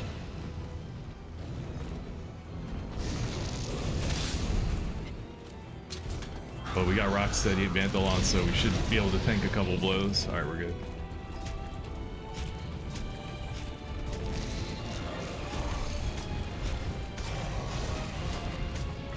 And then while she's knocked over from this, we're gonna break the horns, which is gonna cause another mount.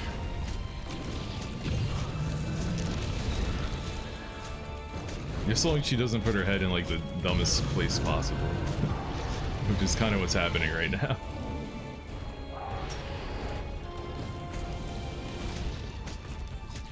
Alright, this should be good, this should be good. Come on, come on, come on, cause that flinch. Alright, we're good. Hopefully this is a good place for the head to be. Yeah, it looks like we got room. I think we'll be okay. 205 damage? Damn.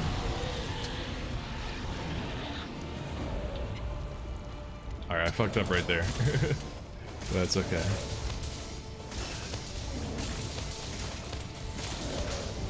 Oh my god, dude, we broke it so much faster. Oh, wow. When I was doing this before, I would only break the horns, like, right at the end of the knockdown.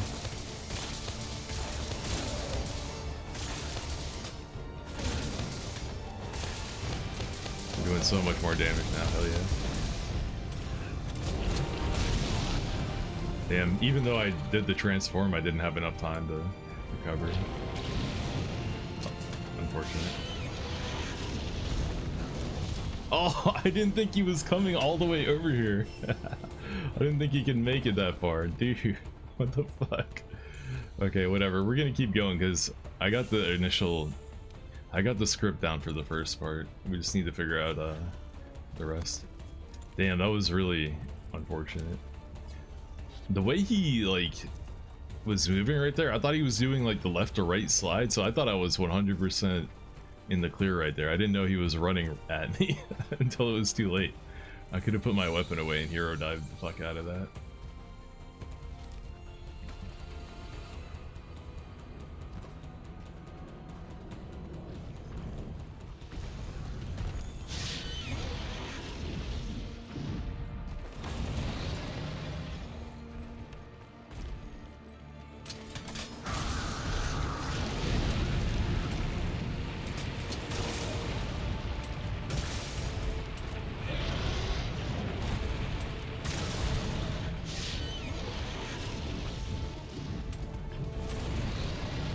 Oh, that didn't hit me well.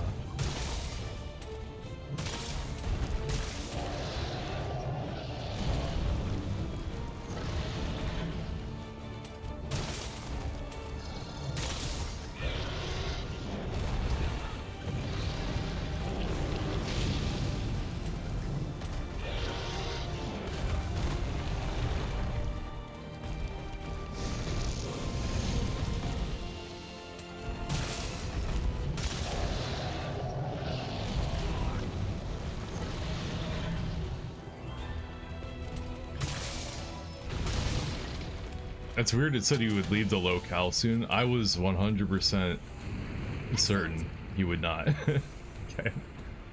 I was like, there's no way he's leaving the locale. I did so much damage. Alright, first part of this, other than the cart, no problem. Not an issue. The only part I guess I'm really worried about then is going to be the last part.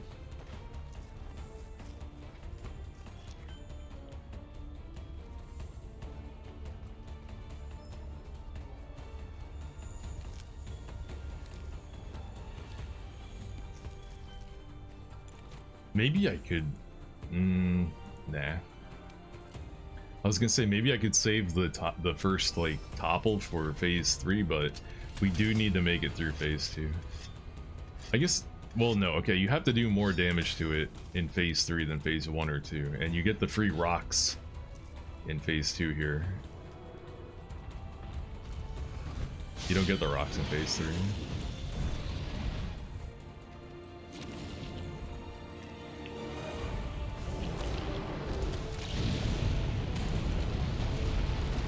Well, so much for the rocks. I thought he was running toward me, not doing that. I didn't know what he was doing. Unfortunate.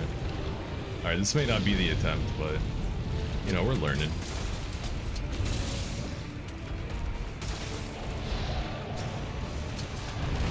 That's right, we can wallbang. 1,000 damage.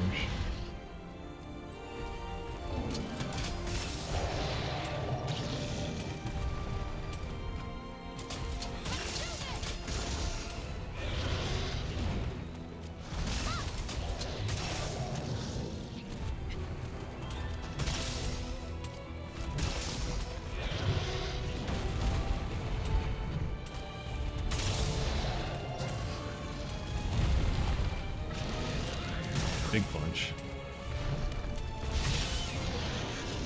Oh, I forgot to drink my cool drink. Yeah.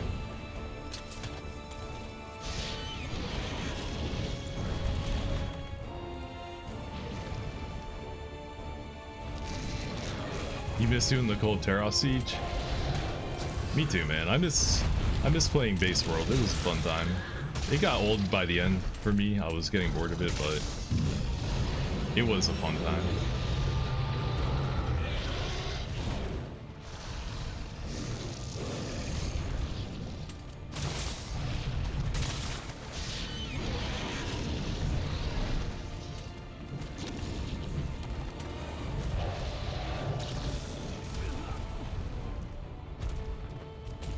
I'm hoping this guy gets hit by the explosion, but it's taking forever. There it goes.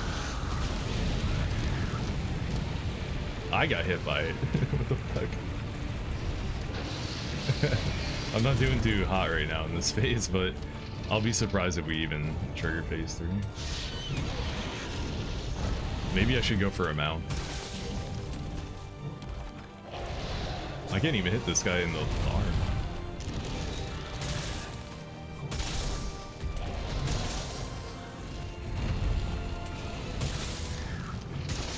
There we go. Yeah, oh my god, I do hella damage to him if I actually land my hits.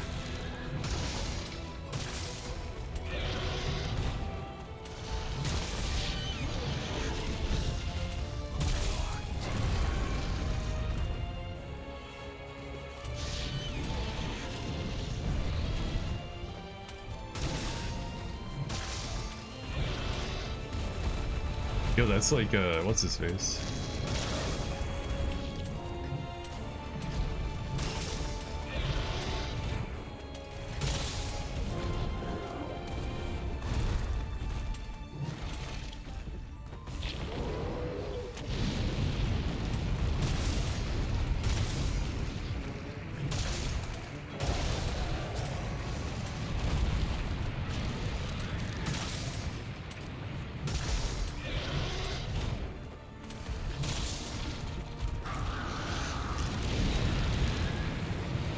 I kind of feel like I should be looking for a place to tenderize.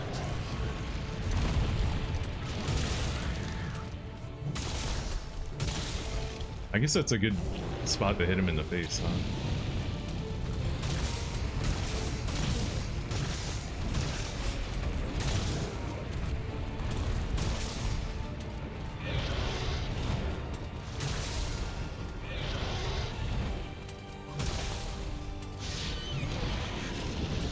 Does this reach right here? No, it doesn't. Okay.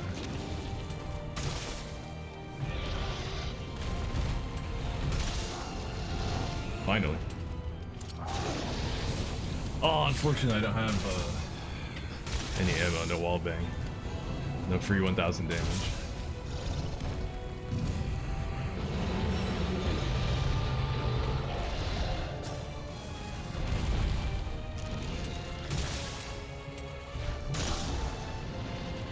Oh, we broke the horns again. Whoa, no horn. No horns. Alright, we're doing okay. Nice, and I still have I could do a mount attack in the last phase here. We might get it on the first try, damn. Depends on how I handle phase 3 though. That's even with missing the free rock. Oh, I got a golden dragon spire, bro. You can turn that into so many dope things. Holy shit. I can make a fully leveled, I think, thingamabob out of it. I don't know. I can make a couple things out of that. Apparently I didn't favorite any of them,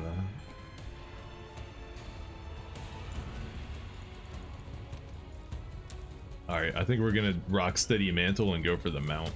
Let's go. Oh, you know, I already mounted him in phase 1. Oh shit, so his mount res is gonna be up there. Okay. Never mind.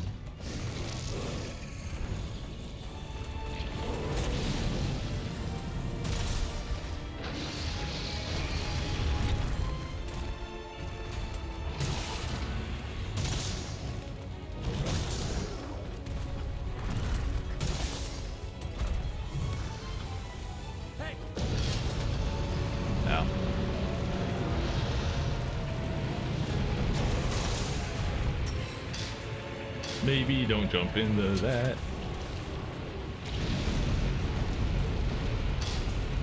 What is this bullshit, dude? There's fire everywhere. What is this?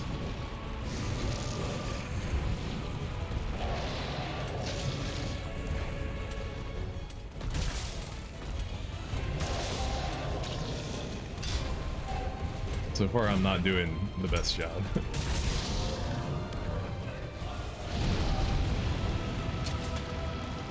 Are you supposed to, like, take fireproof mantle on this guy or something? Is this putting tons of fire everywhere?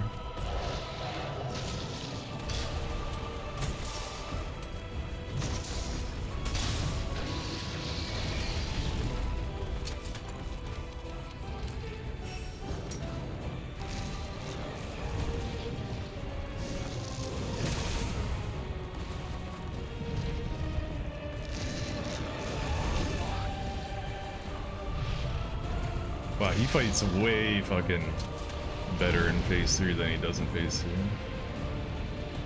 Look at the coverage on that. Holy smokes. How am I supposed to get a word in edgewise against that? Alright, this stupid move right here.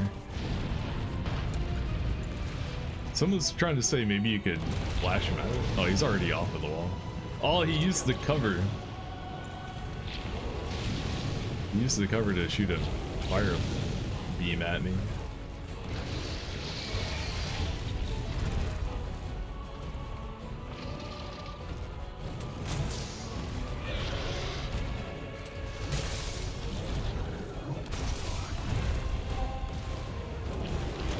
I'm dizzy. I'm gonna die. I totally fucked up phase 3, man. I thought for sure we were gonna get a mount attack, but I guess because I mounted him in phase 1, his mount resistance is really big. Damn. I've wasted too much time already. I don't think we're gonna get it. I should have tenderized his arm and not his head also when I had that chance to tendy him, because I wanted, my only real way to knock him down here is going to be hitting him in the front arm, one of the front arms, or tenderizing him, or I mean mounting him. I feel like I'm too committed to the mount now. I feel like I have to go for it. I also feel like I probably didn't reapply the drink. I don't know, I think I fucked up quite a few things. I think we screwed up quite a bit. It's okay. You don't have to get it your first time. It's okay.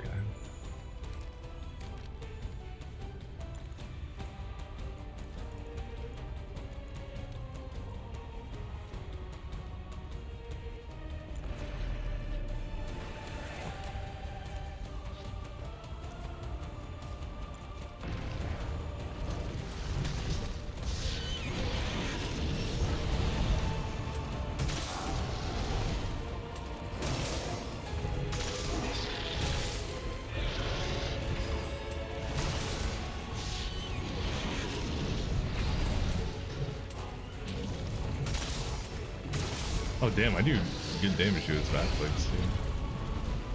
Thought I dodged it. This again.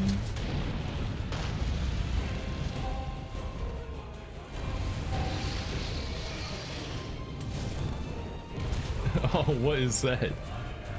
Okay. He's hitting me with like the wildest shit right now. Alright, hero dive that. Oh, how are you gonna dodge my... That was it, man. That was the one.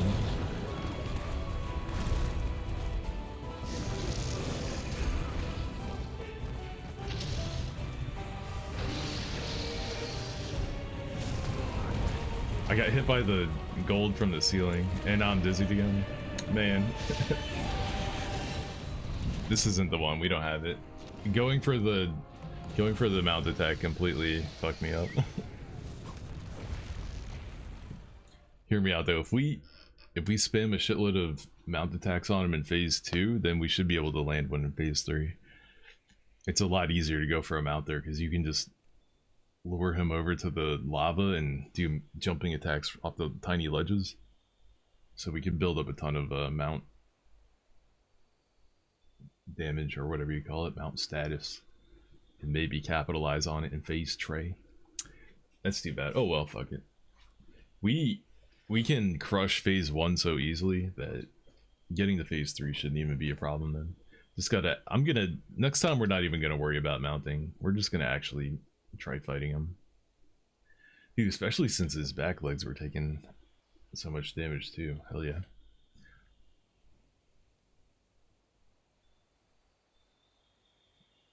Do you use anything defensive against Cult of Terroth, like fire, I don't know, like heat resistance or a fireproof mantle or anything like that?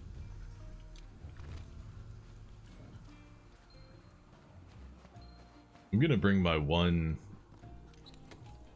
demon powder with me and use it at the beginning of phase 3.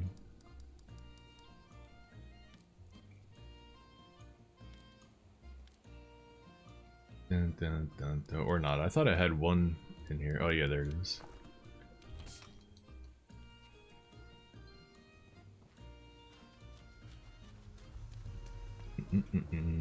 Cool drink's all you need? Okay, I'm just thinking about his phase 3 when he starts barfing lava all over the floor. That's the part that I'm worried about.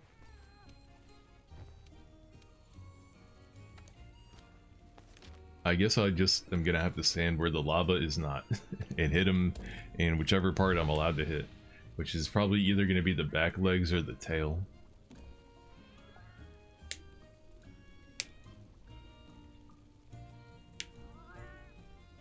I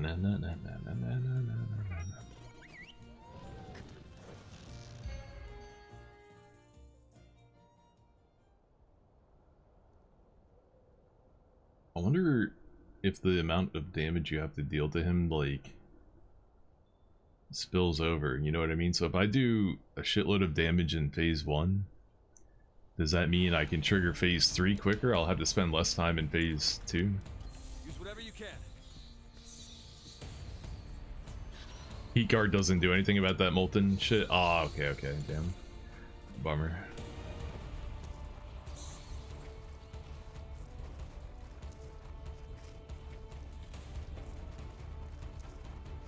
It's all just one big health bar? Okay, so if I can really pile on the damage earlier on, that might help out with phase 3. If I do a ton of damage in phase 1 and phase 2.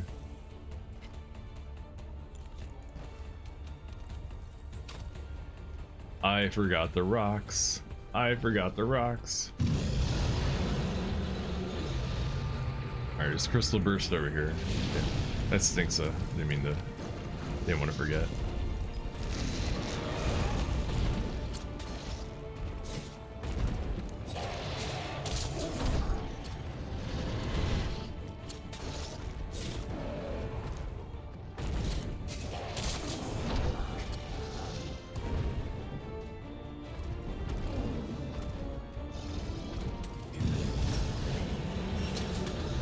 I never understand how I can miss on point blank.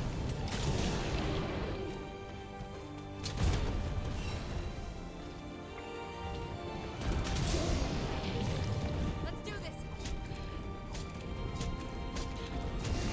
Proceed with caution.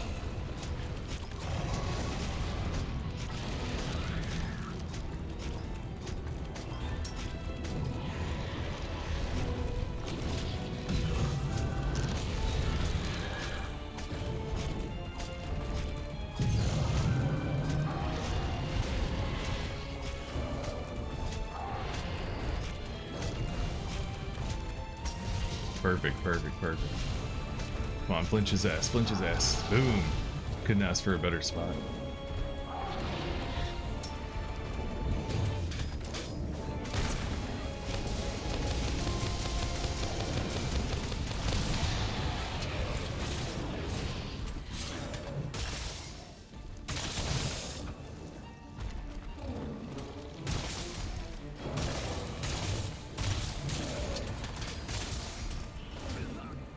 Excuse me? A Gajalaka just knocked me out of my attack. What the fuck? I've never had a Gajalaka do that before. Look, there he is again. What are you doing, Gajalaka? Bro, what is this? They have never done this before. Alright, get on the monsters so they leave me alone. Fuck this. Damn, even when you transform into X mode, you have enough time. Die to the fire, damn. Okay, don't end in zero-sum discharge. It's not worth it. His attacks are just too big. You're not guaranteed to have the ability to get out of them, I guess. Oh, I used the demon powder by accident. I'm supposed to save that for phase 3. Dude, those little Gajalakas just fucking ruined everything, dude. I'm putting this one on them, man. This is their fault. What the hell? I've never had them interfere like that. Not once. Aren't there rocks down here? Oh, they are right here. I ran right by him, damn.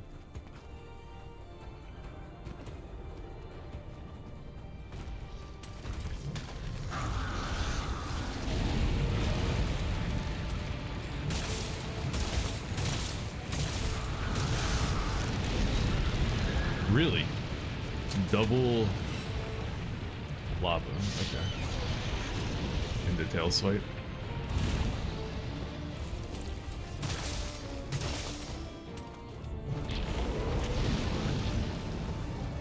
I always forget how quickly this guy can turn around despite how big he is.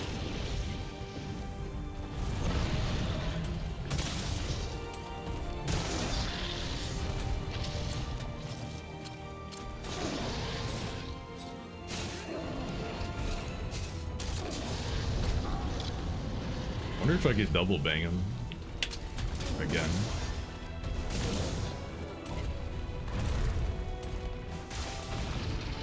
No need to. Wait, can I tend you? Oh, free tenderize. Hell yeah. Nice. I'm glad I went for it. Oh, dude, I fucking abandoned that last quest and we got a... Oh, we got a super rare drop. No, I just wasted a perfectly good thing. I should have just went back to town and made my, my demon drugs again. Dude, what am I smoking? Why did I do that? Bummer.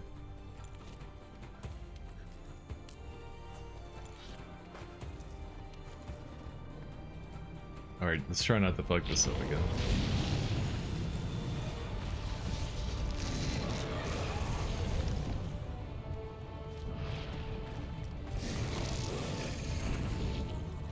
I miss it. Unbelievable. Unbelievable, dude. It was some bullshit. I didn't use my drink either.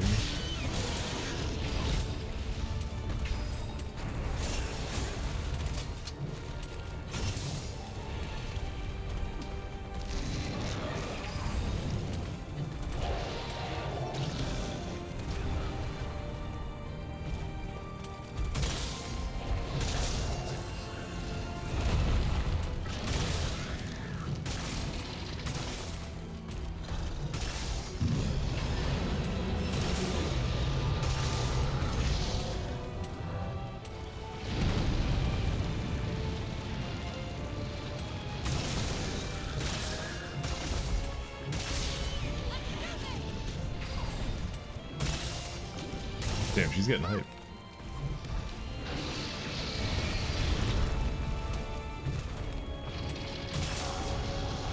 Alright, there's the flinch. Now in phase 3, we only have to flinch him one more time to get a knockdown.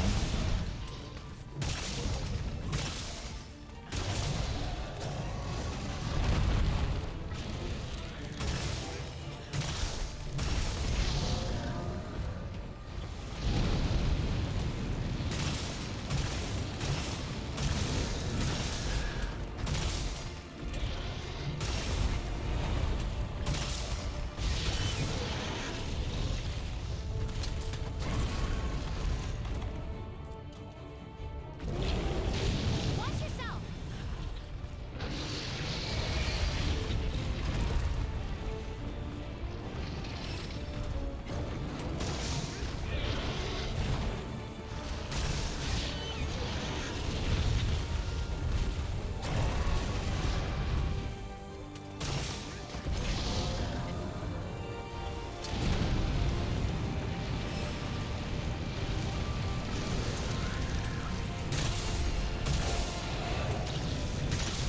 Ooh.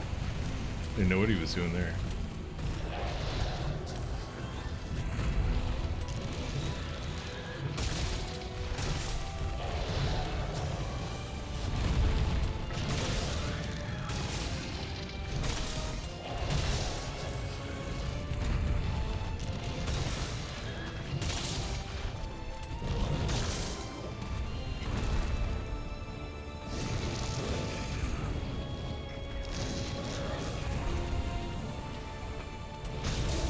Oh, we got the second mount here? Okay, whatever.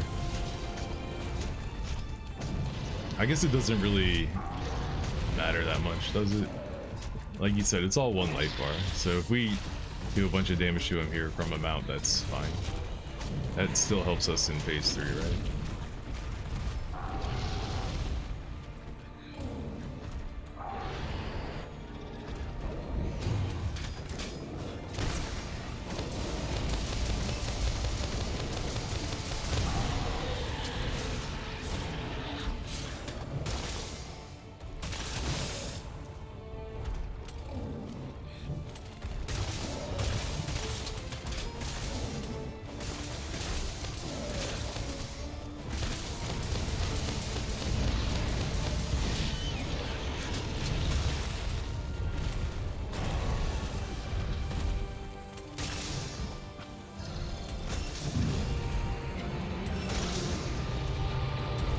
Spamming jumping attacks, hell yeah.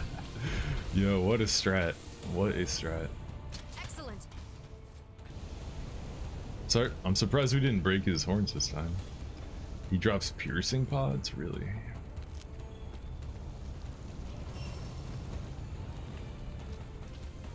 Alright, don't fuck up this time. Simple advice.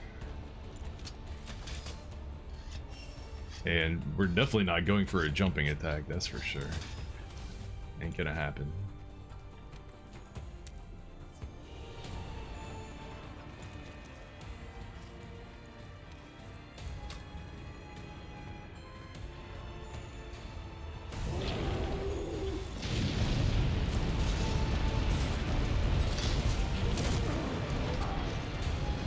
Broke his horns with that? Hell yeah.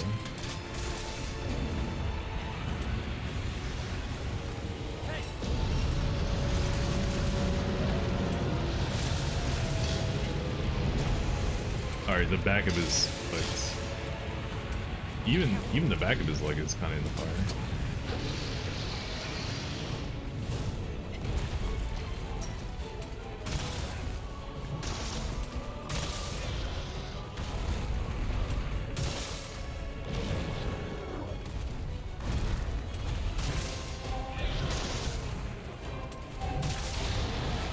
There's the trip. See you next fall, bitch.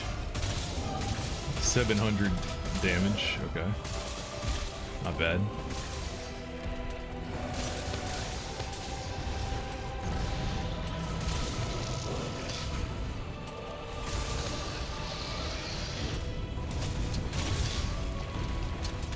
Rock City Mantle doing work.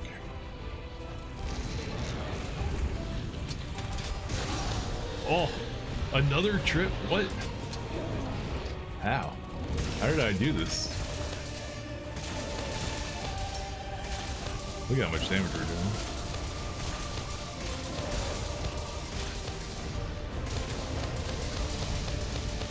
I'm going for the big one. Yeah, I thought so. Cause a clagger with it.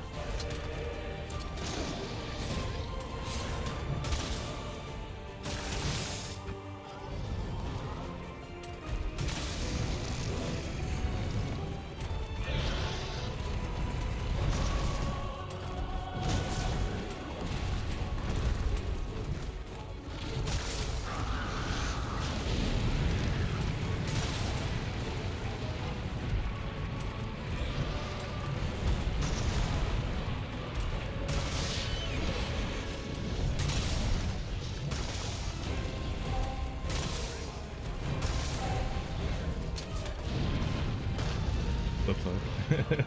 So that gets mad at him. Alright, start rolling, just in case. Wow. That was a quick phase 3, holy shit. But double back-to-back tripses, I mean, what more could you ask for? Wow, wow, wow. That was a super quick phase 3. We even missed the rock in phase 2. And we got interrupted by Gajalakas in phase 1. Think like not everything went perfect, but that phase 3 went perfecto. If you stagger her at all while she's on her hind leg, she falls over? Nuh-uh, I didn't know that. So when she does her lava attack, that's like the best time to knock her over. No shit. Wow, okay. Oh shit, I gotta do the horns real quick.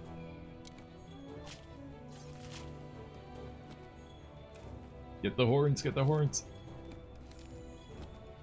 Get the horns. Ah! No, I didn't get both horns. Oh no. I was fucking around too much, damn. I swear they give you 10 less seconds to carve her than normal. Don't you normally get 60 seconds?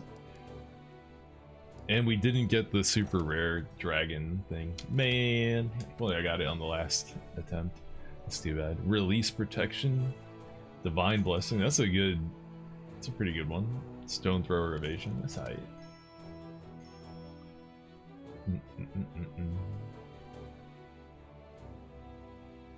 Gold Tarot pendant. Golden Kajar pendant. Yeah, I gotta say, doing it on this build was a walk in the park compared to my original build I had first time I tried it, which was, I think it was 3-piece Nargacuga and what's it called? Raging Brachydios Axe, but with no augments on it. Even the boosted damage on the Raging Brachyaxe wasn't helping. In phase 3, I just couldn't do enough damage to knock it over. And even if I did, it was like still not enough damage. Fatalis armor, no joke. Yeah, being able to have attack. My attack isn't maxed out, but I have, you know, attack level 4, max peak performance when my evasion mantle is on, max agitator, and then all these other skills, man. I have so much damage right now.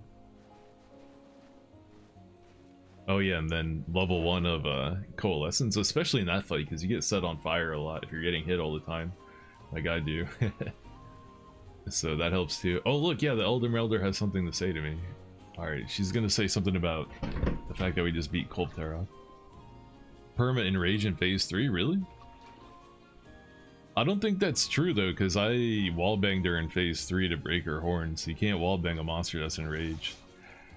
I'm pretty sure she may not be perma enraged, but she might enrage a lot faster. I don't know. I definitely wallbanged her in phase 3 and broke the horns.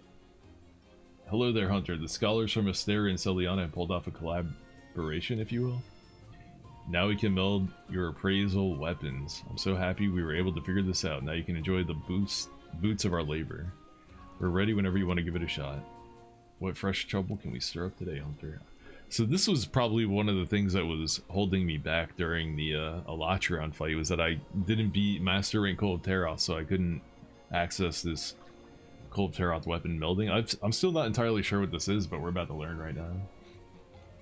It's more accurate that once she enrages with the long animation, she never stops being enraged. So there's a point in the phase 3 where yeah, I think I wallbanged her like immediately. As soon as I got down there, I think I wallbanged her. So maybe there's like a small window where you can catch her unenraged, and I just happened to do that by pure luck. Nice. New options been added. Awakening Alchemy. Meld appraisal weapons. Use materials obtained from Kolpteroth to meld and create these weapons. Kolv Alchemy allows you to create sublimated weapons, and Kajar Alchemy allows you to create incandescent weapons. What is the difference between a sublimated and incandescent weapon? What the hell? I don't know anything about this, so we're learning it right now. So it's still a random, still RNG, and you have the same chance, or it uses the same material. I thought Kajar weapons were the best weapons. Why would you want to do a Kolv Alchemy instead of Kajar Alchemy?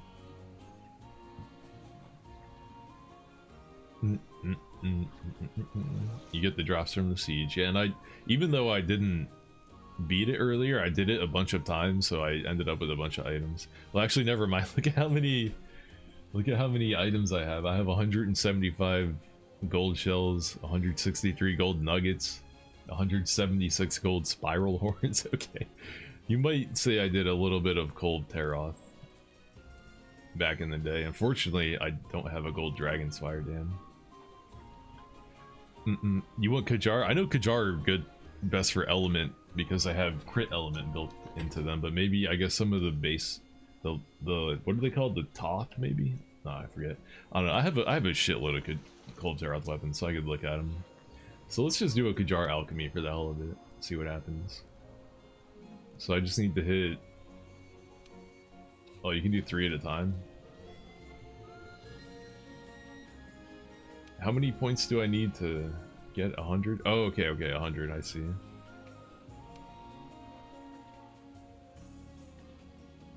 So if I do 10 of these, I get 1 weapon. So we'll do 30. Hey, and that's it, huh? It's that simple?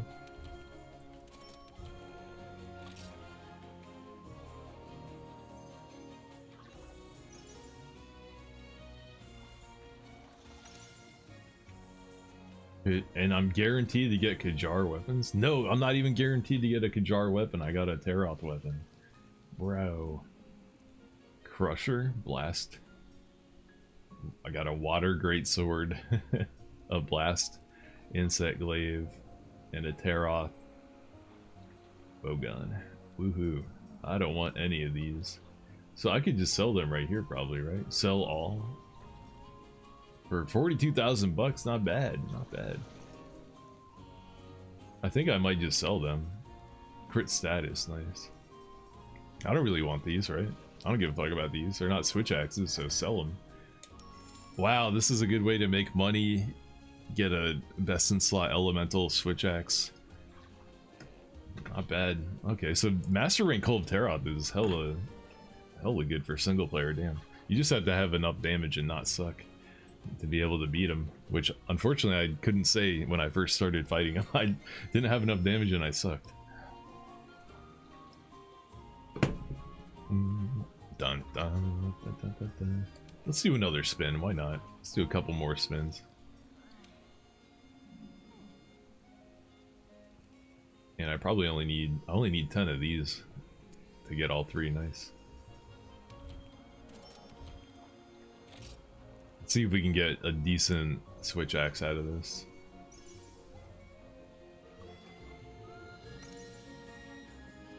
Paralysis switch axe? Okay, I'll keep it.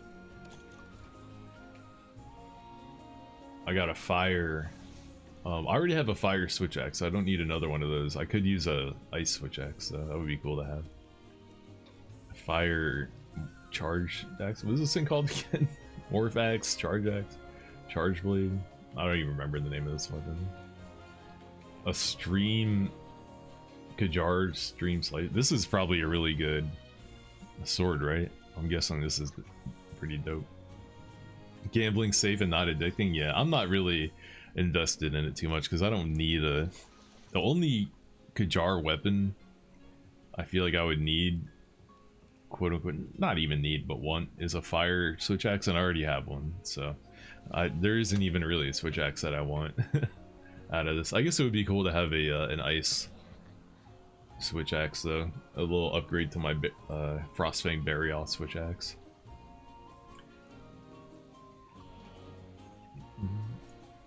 Keep that and that, whatever. If it's, I guess if it's a elemental Kajar weapon, I'll keep it because they're hella good.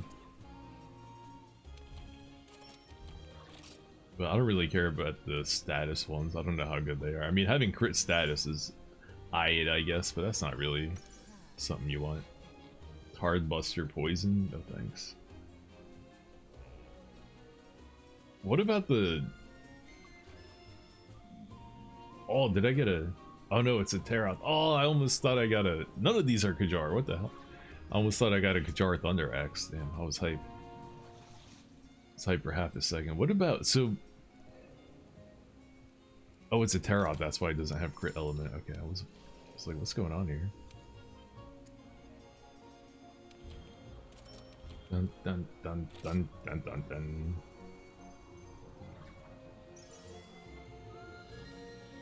We can do a shitload of rolls, man. I have a lot of items. Teroth Ice Daggers, whack. Teroth Pipe, whack. Kajar Ice, Charge Blade. Okay, I guess we'll take that.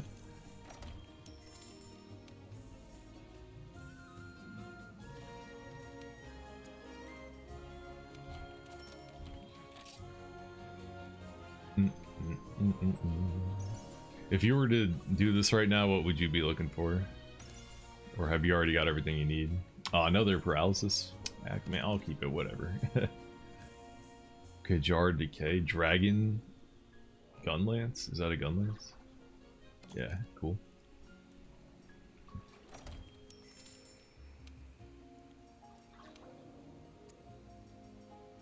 Who knows, maybe someday in the future I'll come back to Monster Hunter World Iceborne and I'll have a bunch of Kajar, elemental Kajar weapons for other weapon types. Future Chain will be thanking me.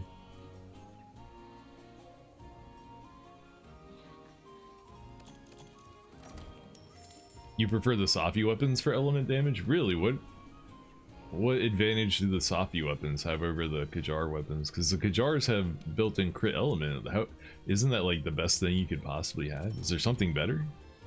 What's better about the Safis?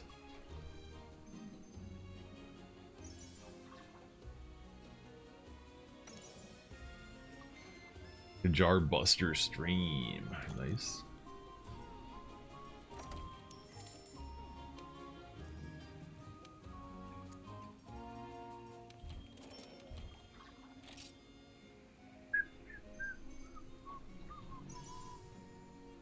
Imagine having 1,000 Cold Tarot materials in your inventory. Couldn't be me.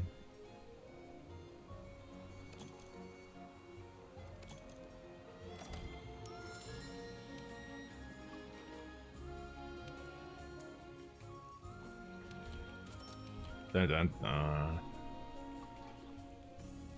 They have the same stats as Kajar weapons, but they can reach higher raw damage, really. And it's rare that you'll want super high element but low raw. Yeah, I guess there's only one fight in the game where that would be beneficial, huh? I guess, okay, so that's why people say Kajar weapon with Safi armor is good for Elatrion, because you specifically need element in that fight. But for normal use, just having a high element with a higher raw would probably be better, you're saying? I get it, I get you. I see what you're laying down. Vimicio, Vimicio, how do you say Vimicio? Vimicio. Is saying Vimicio kind of like saying fuck in English, where it's like you just throw it on the end of anything to make it like more impactful? Like you can pretty much substitute it for fuck in English. Vimicio. Kajar Buster Stream. Didn't I already get one of these? Switch axe, paralysis switch axe, Kajar paralysis switch axe. Sure, why not? Paralyze the monster a bunch in a hunt. I guess that's good for breaking parts, cutting tails. Paralyze the fuck out of the monster.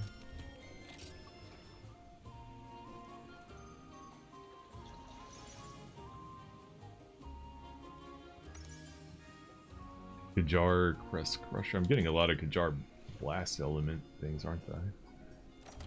Dun dun dun dun. You can't say you've heard that word? Damn, what am I thinking? Vimicio?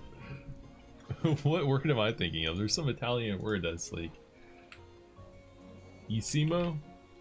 Maybe it's just Isimo.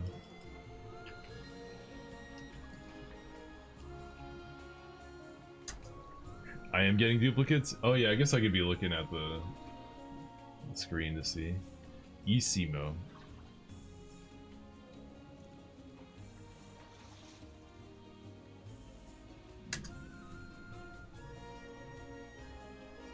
Okay, yeah, you're right. There is no Vimicio. It's just Isimo. Okay, okay. Never mind, never mind. We'll do a couple more of these. I mean, I doubt I need 76 of these, but who knows? Maybe we'll use a couple of our other materials for a couple rolls. Dun dun.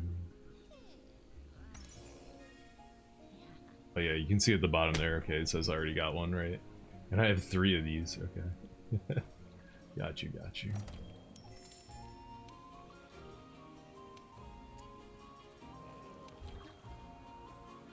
Just means very. Okay, I got you. I mean, that's kind of how we use the word fuck in English. Like, you can throw fuck on in front of something and it means like very, pretty much. Yeah, that's fucking great. You know, that would be like the same as saying that's very great. It's kind of the same thing, but a vulgar way of doing it. It's not vulgar in Italian though, like it is in English to say fuck. Kajar Assault Rage. Ooh. Tear off, tear off. Boo. These take 30 per roll. Yeah. It's not vulgar at all. Oh, okay, cool, cool. Bum, bum, bum, bum, bum. Kajar Paralysis Charge Blade. Tear off, tear off. In the place I live right now called New Hampshire, they use the word wicked as like a substitute for that kind of a thing. Like people will throw wicked in front of or after things instead of saying fuck, they'll say that's wicked cool.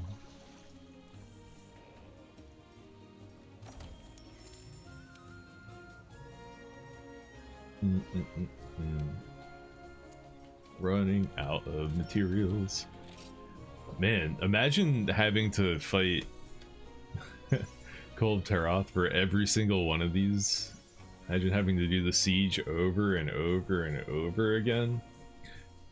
I definitely wouldn't do something like that. Not me. Just don't look at my stash.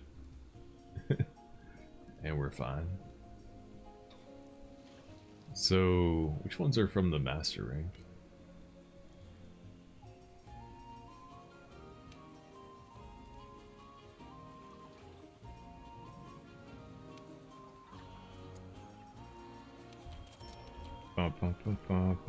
You ran it so many times back in the day. Have you seen how many Kajar weapons I have in my storage? I'll show you if you haven't seen. You could say I did it a couple times. Might say I did it once or twice.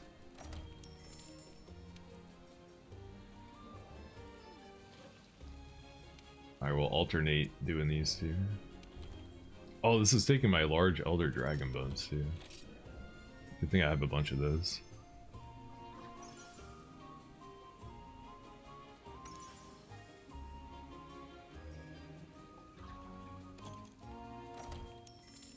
Damn, dude. The likelihood of getting an Ice Switch Axe feels like it's impossible. You would need to run this so many times.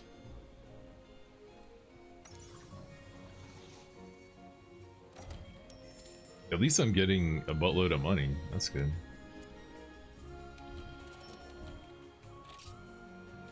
Do, do, do, do.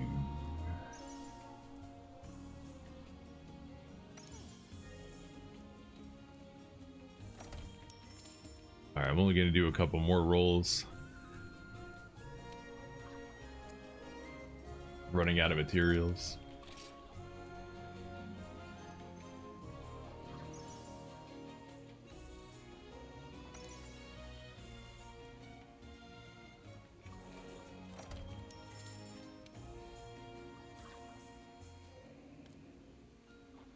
Bing, bing.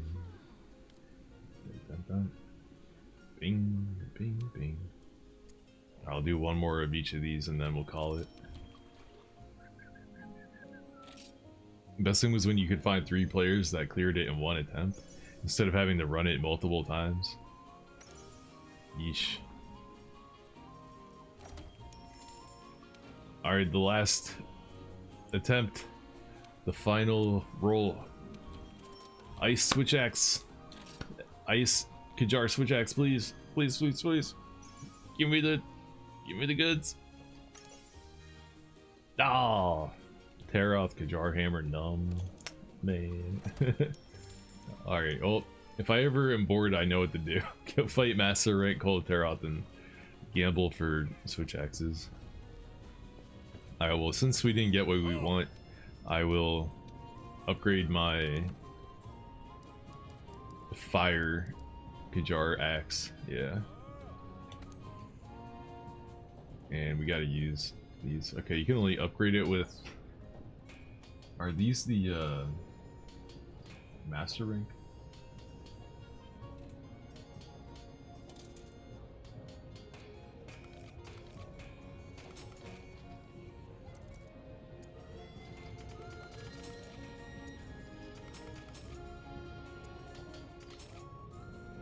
Damn, it takes like everything I have to upgrade this. I want to make sure I still have some of these for crafting stuff though, right?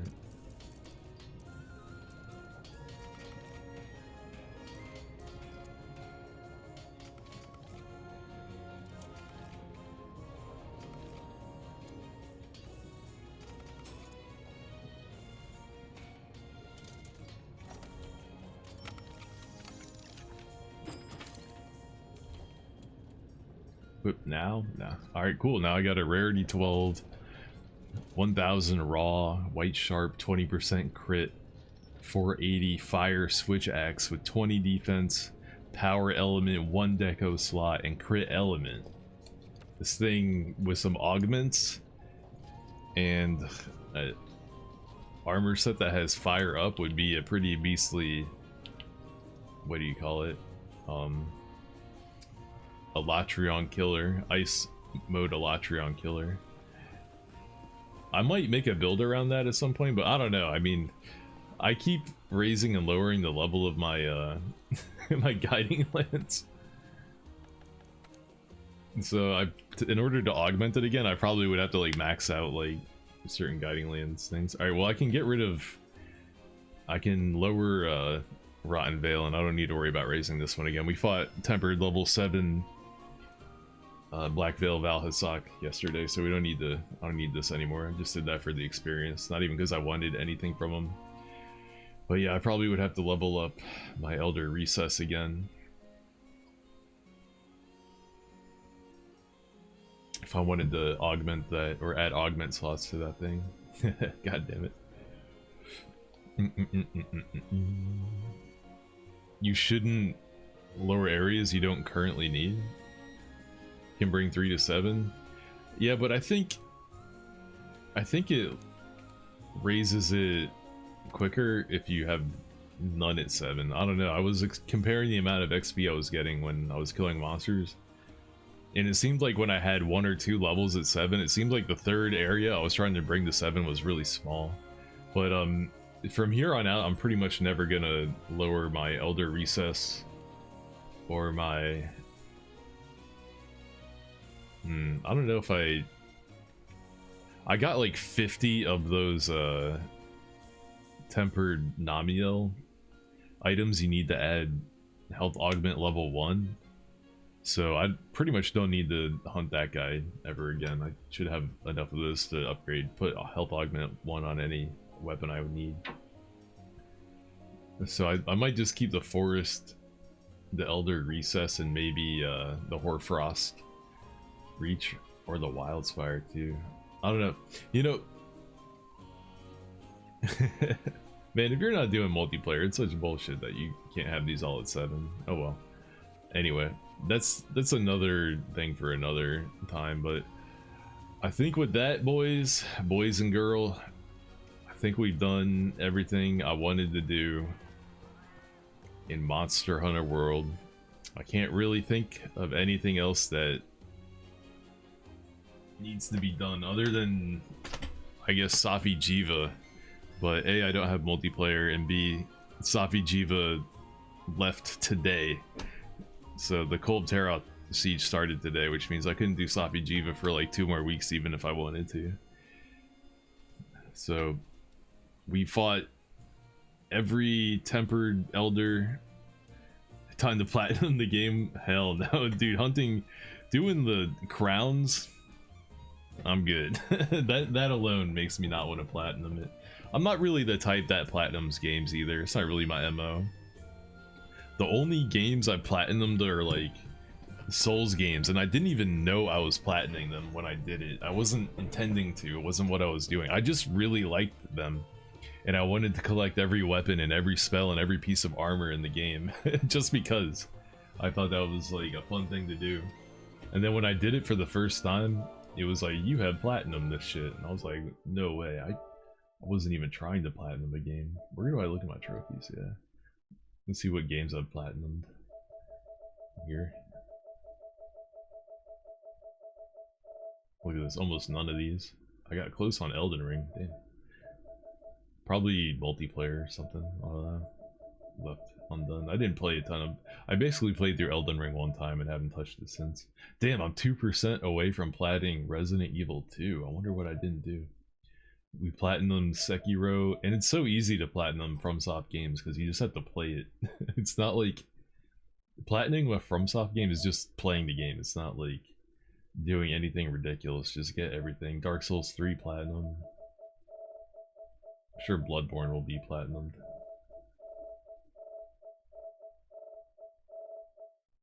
Bloodborne, yeah. delete my platinums and get them again. And I guess I haven't played Dark Souls 1 on the PS4. I only played that on consoles. I had it on PS3, Xbox 360, and PC, but I think I sold my Xbox 360 copy because I needed money like 15 years ago. But what time is it? It's only 3. We got a couple of minutes to sit and yap. What do you think, Wriggle Knight? What do you think about Monster Hunter World? What's your opinion of World Iceborne? You were saying the other day that you're pretty critical of Generations Rise and Wilds, right? You're more of a fan of the old school style Monster Hunter, but World feels like it's kind of in between there. Like, it's still got some of the old school stuff, but they did a lot of like updating and streamlining of it. But it doesn't have all kinds of crazy, special moves like Hunter Arts like Generations does and Rise does. And I don't know much about Wild, but I'm sure they changed a lot about the series in Wild. For me, it's just I feel like Wild or World is the last time we're ever gonna have a switch axe that doesn't have a parry or some kind of armored absorption move, like charge blade or great sword or long sword. Like, this is I personally think this is the last pure old school style switch axe we're ever gonna have, and even this has zero sum discharge, which is pretty nuts. But you saw how I play. I usually only use ZSD on like the ending of a knockdown or something like that. I never really spam it. I don't like put on Temporal Mantle and then just start spamming like ZSD on monsters, getting free ZSDs all the time. It's not really how I like to play it. So I mean, it'd be cool if maybe at least in the future, if they bring back like the hunter styles or something. I don't know, that you'll have a style that doesn't have all those things and you can play something that feels more like a traditional swax. Or you can just not use moves you don't like. Like, I don't use zero sum discharge in Temporal Mantle, so if there's maybe if there's moves about the switch axe I don't like in Wilds, like offset attacks or parry, just don't use it. If I'm gonna parry and use offset attacks, like, why would I use Switchblade for that? Go use Charge Blade. That's what the Charge Blade is fucking there for. It has a shield, it has the guard points, or the great sword, it has the shoulder tackle. That's an offset attack. It's like, those mechanics existed already on other weapons. Like, I'm playing Switch Axe because it has other things, and now you've just taken the Switch Axe and made it into every other weapon. I don't know. I'm not crazy about the change, but I haven't played with it yet personally. It changed everything outside the combat. Some of the moves in the world are still stupid, but still trying to be grounded. Yeah, I guess the thing about Iceborne specifically is, like, I've had this issue in other games too, where I use like a character or like a fighting style that is kind of unique in that game, and then in the next update, like, the devs realize that fighting style is really cool, and unique, and not many people are using it, and then they give it to everybody, and I'm like, dude, the thing that I was doing, that was like unique is no longer unique, and now everybody has it. In Monster Hunter World, it's zero sum discharge on the switch axe. Zero sum discharge used to be really cool because the switch axe, it was the only one that had that. Now with Clutch Claw, every single character in the game has the zero sum discharge function. I completely stopped giving a fuck about zero sum discharge in Monster Hunter World Iceborne because it no longer felt unique at all, and every character basically had their own zero sum discharge. Whack. Similar thing in Street Fighter happened, like with Street Fighter Alpha and Street Fighter 4. Guy had a run. He was like the only dude in the game that could run across the screen like that. It was like what made him unique. And then he even had run stop pressure in in the games. Street Fighter 6, they gave everybody in the cast a run. Now everybody can run because of the what is it called, drive rush mechanic. They took the one cool thing my character had that I liked, and then they gave it to everybody, and now it doesn't feel unique at all on that character, and that character lost so much shine. Same thing with Lee in Tekken 7 and Tekken 8. In Tekken 5 and 6, Lee had like, one of the best corner carries in the game. He could launch you, back to loop you to the corner, tail spin, ground bound, bound at the wall and all this stuff. Like he was that, you know, he had like other parts of his game sucked, but his corner carry, if he landed a launcher on you, was fucking supreme. And now in Tekken 7 and Tekken 8, they gave everybody in the cast ridiculous corner carry. Now Leaf just feels like everybody else except like a worse version of everybody else, because now everybody has insane corner carry. So I don't know, man. I've been getting like pissed off with video games a lot in the last like 10 years. They're taking a lot of the things that I like about games and then, you know, giving it to every character, every fighting style or whatever in the game, and then suddenly the character that I was using that was like a less used character, less used weapon. Like I think they said switch axe is like, you know, one of the lower use weapons in world. If you talk to the Bavarian, they tell you, because yeah, why do you need to play switch axe now? Everybody can zero sum discharge. They lost the feeling of wonder and helplessness. Yeah, the fact that you don't have to prepare at all before a hunt. The only thing you need to prepare, I guess, is decorations. You can't do decos in the camps, but yeah, you can restock at the camp infinitely, and you know, there's tons of. It's pretty easy to like refill on items out in the field.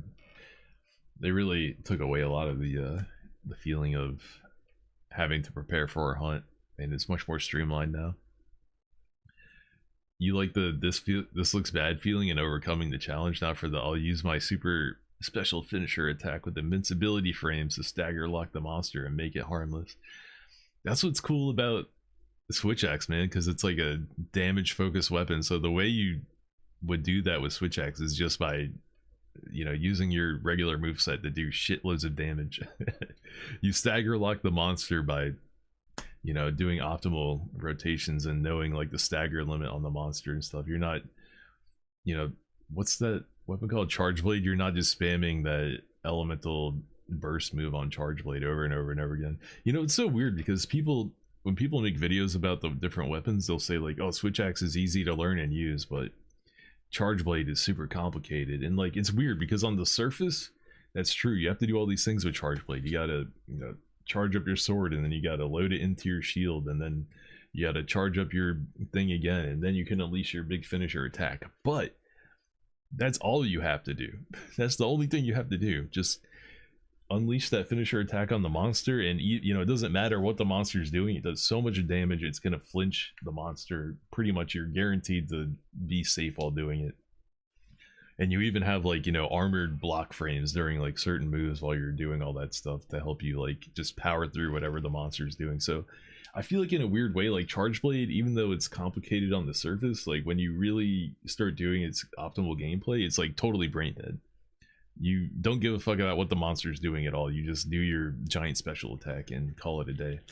Whereas switch axe is like the opposite. It looks simple on the surface. You just have a really, you know, you just have really like basic like combo strings and everything, but you have no blocking, no parrying, no armored moves, absorption. So you have to know the monster's moveset. You have to be able to dodge iframe through, you know, all the bullshit. You need to know which things you can't dodge an iframe through, and you need to get the fuck out of the way before it even comes at you. And then you need to figure out like how to squeeze the most damage possible into these small windows. And then, you know, once you start like figuring that shit out, you can like play around trips, and now, you know, you get to unleash your big combo on the monster when you knock down. Like I feel like it's like one's simple up front but complicated on the back end, and the other is the flip side. That's how those two weapons are. So whenever I see people say switch axe is really simple and Charge Blade is hard, I'm always like you probably are a scrub with switch axe. You don't know what you're talking about. Well, anyway, that's just me being a hipster. Let's see. You play Monster Hunter. I feel like there are too many games that are trying to be for everybody instead of sticking to their successful niche. Yeah, that's what sucks about video games now, is it's like they spend so much money on the production of the game that if it doesn't sell like 60 million copies, it's like a failure, and then like you won't get a sequel for another 10 years. And when you do, it's some like half-assed sequel they made in 9 months on a shoestring budget. You know, like you as a consumer, you think like, oh, they've had 10 years to make this, you know, they've been working on it for 10 years. It's like, no, they didn't touch it or think about it for 9 years. They spent 3 months deciding if they're going to do it, and then they just shit it out super quick in 9 months. Like, video games are so whack now, but this game is still pretty cool. I dug this game. It's possible to keep the monsters on the ground just through skill and knowledge, but I suppose it sells more when you enable everybody to do it. It's crazy to me. It's just like Guy in Street Fighter 4 from 4 to 6, and it's just like Lee and Tekken from 6 to 7 and 8. It's like they took this thing that was unique about this thing, and then they gave it to everybody. They, like, the developers identified that, oh dude, this thing's really cool, we should let everybody do it. No, don't let everybody do it. Keep it on that one character. That's what makes that character cool. Without it, if you give that to everybody, then that character just becomes a shitty character. Like, that character's design was weak in other areas because it had that thing. So when you take that thing and give it to everybody else, it lowers that character's power level relative to everything else. Now everybody can do that. So even though you didn't nerf the character, you gave their best mechanic to everybody in the cast, and all the, you know, things about their character that were weak to begin with, that were compensated by that, you know, are no longer the case. So it's like, it's a weird thing where you didn't move that character, but you moved everybody else up. So they got weaker while standing still and being the same. Weird thing. Hunters are too powerful in the recent games, and it destroys the feeling of the older games. Like the Popo Tongue quest for Freedom Unite or the Monster Guts quest in 3U, those things don't exist anymore. Dude, that Monster Gut quest where you have to swim in the water. You're talking about that quest, man. The thing that actually got me to stop playing Monster Hunter the first time I ever played it was in Monster Hunter Tri. My brother got a Wii from his best friend's girlfriend, this chick named Jen. She was really nice. She was a super nice lady. She was pretty cool, and she bought him a fucking Nintendo Wii just for the hell of it. She had a pretty solid job. And he got Monster Hunter Tri for it, and I played it a little bit, but I was doing the quest where you have to deliver 20 blue mushrooms or whatever, and I couldn't get 20 blue mushrooms in the mission, and like I kept trying over and over again, and then right before the 50-minute timer was up, I would abandon the mission and go back to base and try again. And I spent hours trying to do this mission. I could never get 20 blue mushrooms. And what I didn't realize is that when you abandon the mission, you forfeit everything you got during the mission. But if you let the timer expire and you get a mission failed, you keep everything you got during the mission. So I could have just done that one time, went into the next mission with all the blue mushrooms I had gathered from the previous attempt, and then I only would have had to got like, you know, 5 or 6 more, and I would have completed the mission. But I spent like 3 or 4 hours one day failing that mission over and over and over again. And I said, man, this game sucks. And I never played Monster Hunter again until the demo for World came out. And I was like, you know what, maybe this is tight. Let me go play Monster Hunter 3U and 4 on 3DS real quick.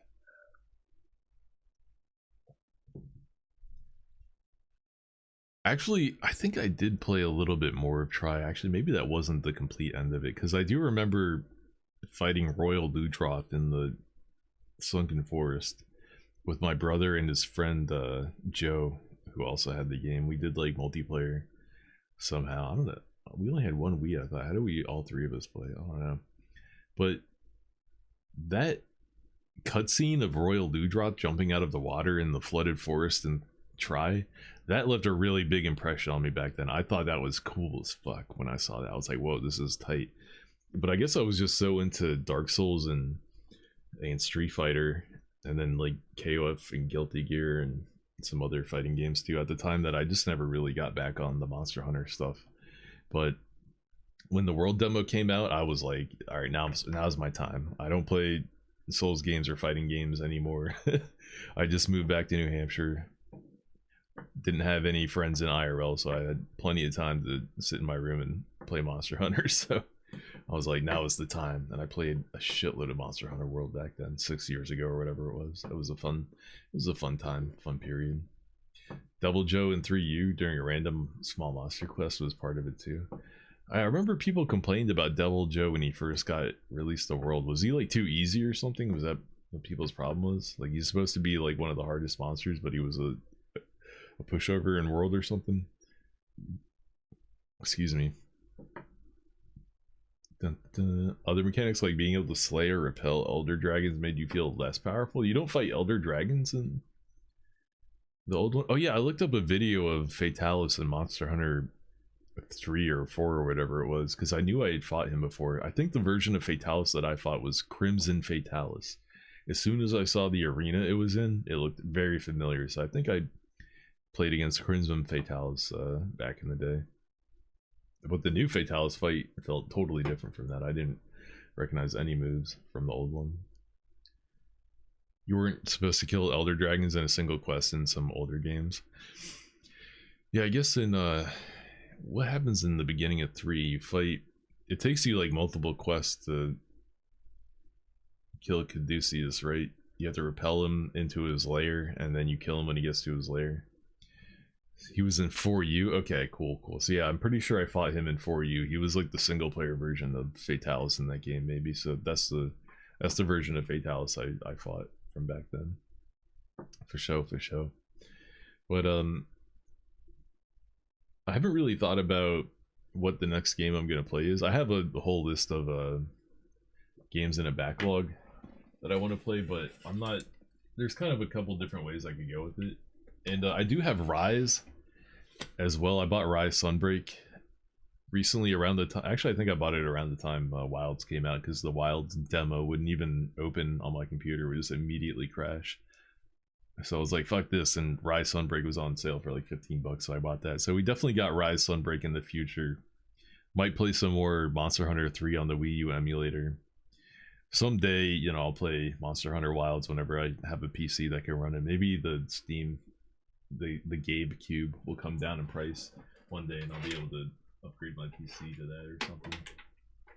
But so I was playing mostly games from my physical backlog for like the last year. I think it's been about a year that I've been doing this, and Monster Hunter World was one of the last games. It started with my PS2 games, so I had PlayStation 2, GameCube, Xbox 360, PlayStation 3, and PlayStation 4 games that had been sitting on my shelf, some of them for like 15, 20 years or whatever, that I'd never touched. Or I'd played them once and never played them again and never beat them. So I've been trying to beat all the games that I own physical copies of, because I lent many years ago, I lent all my retro games to my brother, and he recently, in the last year, sold all of them and kept all the money, and told me that I had no claim to ownership of any of the, you know, games that I had lent them. He was like, you don't own those anymore, they're mine. So that made me say, okay, well, maybe I should play the games that I own on my shelf for a while, and just like only play, you know, beat all of them so that they're not sitting on my shelf, and then I lend them to somebody and they, you know, decide it belongs to them now, or somebody steals it, or, you know, it gets lost, or somebody, you know, or like it breaks or disc rot or something. So I was like, I should make it a point to beat all the games that I own. So Monster Hunter World was one of them, and the only other games I have now that I haven't beat, there's only 4 of them here. They're all games that I bought relatively recently, so on that hand, I don't really feel super like motivated to have to play them now, because it's not like this has been sitting on my shelf for 20, 15, 10 years like these other games were. But also, all of them are like super long RPGs. And you know, it's gonna take a long time to beat them. Let's see. Jen Morin. Oh yeah, I like those Jen Morin fights. I guess Jen Morin and whatever the other one was called, I think 3 and 4 both had that type of like fighting a giant monster on a boat fight. I guess that was replaced by Zora Magdaros in 4, right? But they didn't bring anything like that back for Iceborne. I think people complain too much about Zora Magdaros. You could repel dragons in Dundorma too when the quest appeared. Is Dundorma one of the hubs? There's like multiple hubs in 4, right? Like Kushala, Deora, and Teostra. Oh man, I could just imagine how much of a pain Kushala would be in the old ones.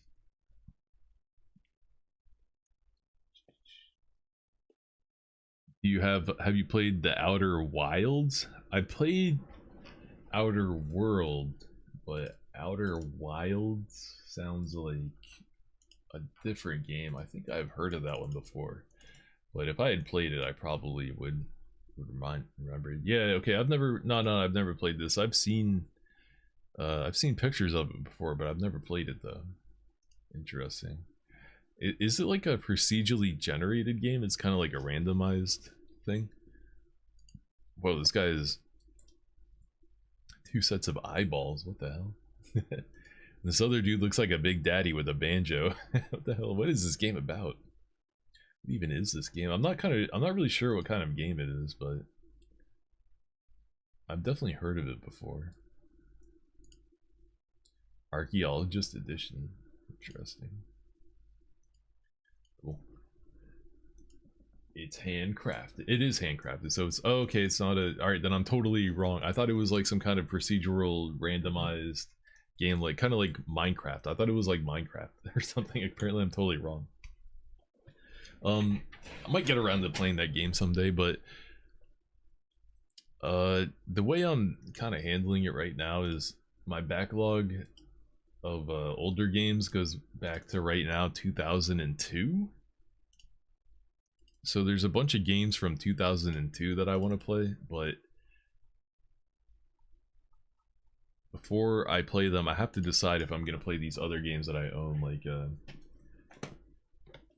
I've got Dragon Quest 11 unopened, by the way, physical copy unopened. Wait, can you see the seal on it? You probably can't even tell. Well, you just have to take my word for it. It's sealed in plastic. But I've never played any other Dragon Quest game, so I kind of don't want to start with 11. I would rather start with one of the earlier ones. So I'm not going to play this right now, even though it's part of my physical backlog. But it's sealed in plastic, so I don't think it's going to have any issues. Persona 5, I have the Steelbook. Is this considered a Steelbook? Yeah, I've got the Steelbook version of Persona 5. I bought it because it came out like right around my birthday. And I played it for 15 minutes, and then I was like, I'm not going to play this until I beat Persona 3 and Persona 4. I don't think I'd beat either of them at that point. Even though I'd started Persona 3 a couple times and I had save file really far in it. So I beat Persona 3 and I beat Persona 4. I beat Persona 4 recently. So now I kind of don't want to play Persona 5 right now. I want to wait. I know this is another like 100-hour RPG. So I think I'm going to wait to play Persona 5. This game, I think this is the only one I'm actually down to play right now. And that's 13 Sentinels, Aegis Rim, again, sealed in plastic. Haven't touched it, haven't opened it, but I really like Vanillaware. I like their other games. Odin Sphere, Miramasa Blade,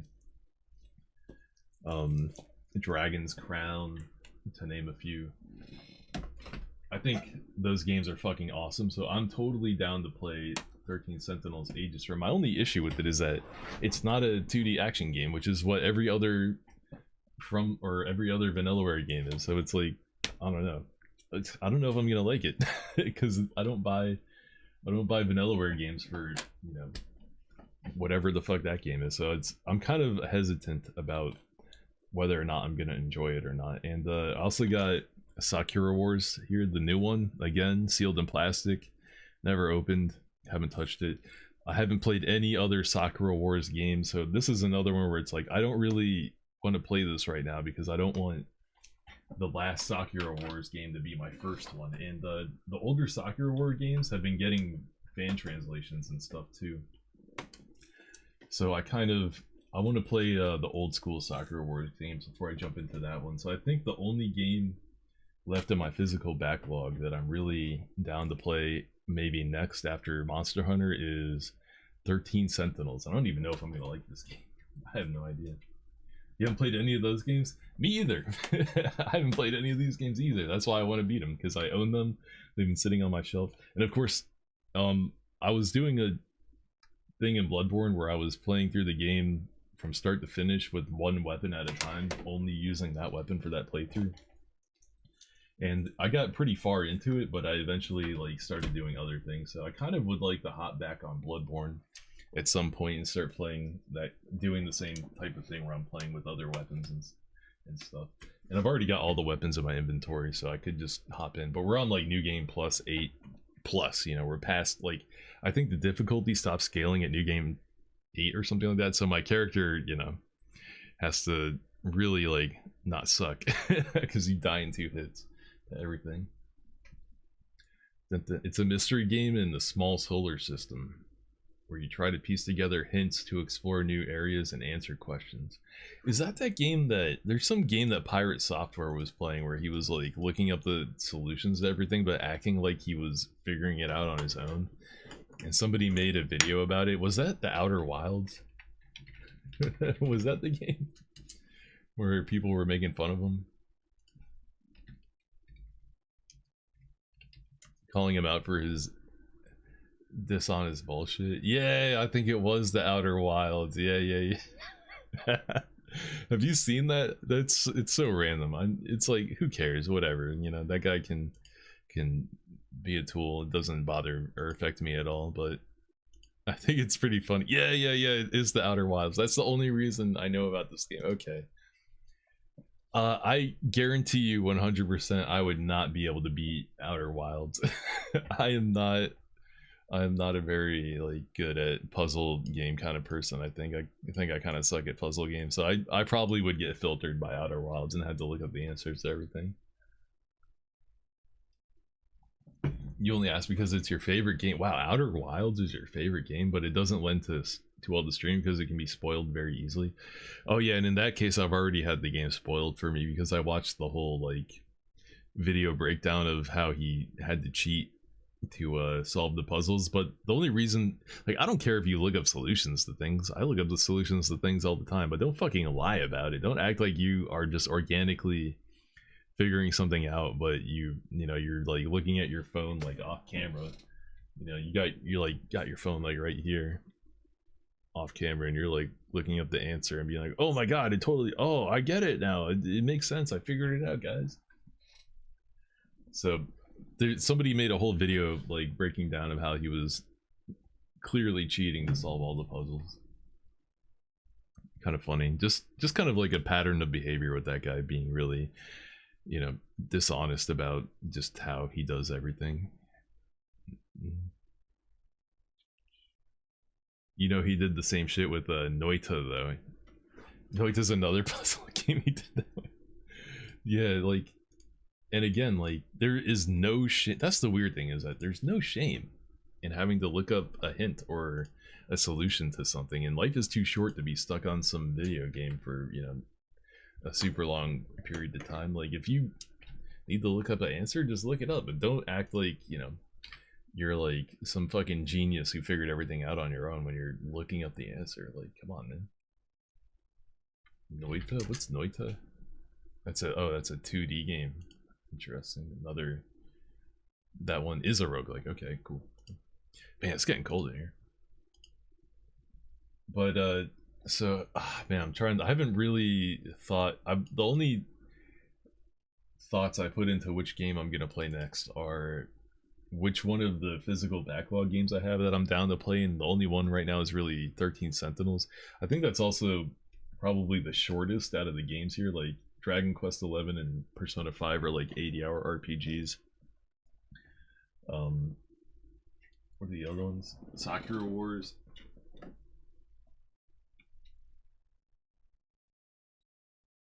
Sakura Wars is probably a little bit longer than 13 Sentinels.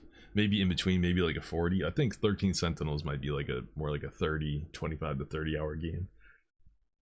So we could probably beat that in like a week or something like that.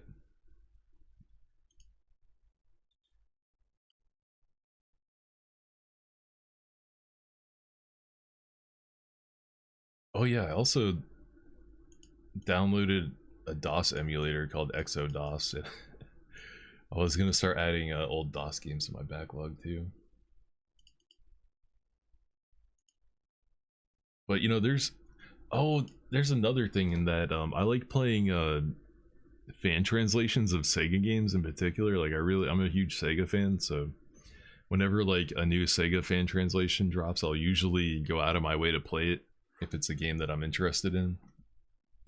And quite a few of those happened while I was doing my, what you call it, my physical backlog stuff, like Princess Crown for the Sega Saturn. That's one of the like holy grails of Sega Saturn fan translation emulation. It's a Vanillaware game, like what's it called, like Aegis Rim, but it's like the first one that they made, and it's been one of those games that, you know, it's been on my radar for super long time, and it's one of the best looking Sega Saturn games out there. But it's, you know, it's a long, like, complicated RPG, and it's totally impenetrable if you don't know Japanese or you don't follow a guide.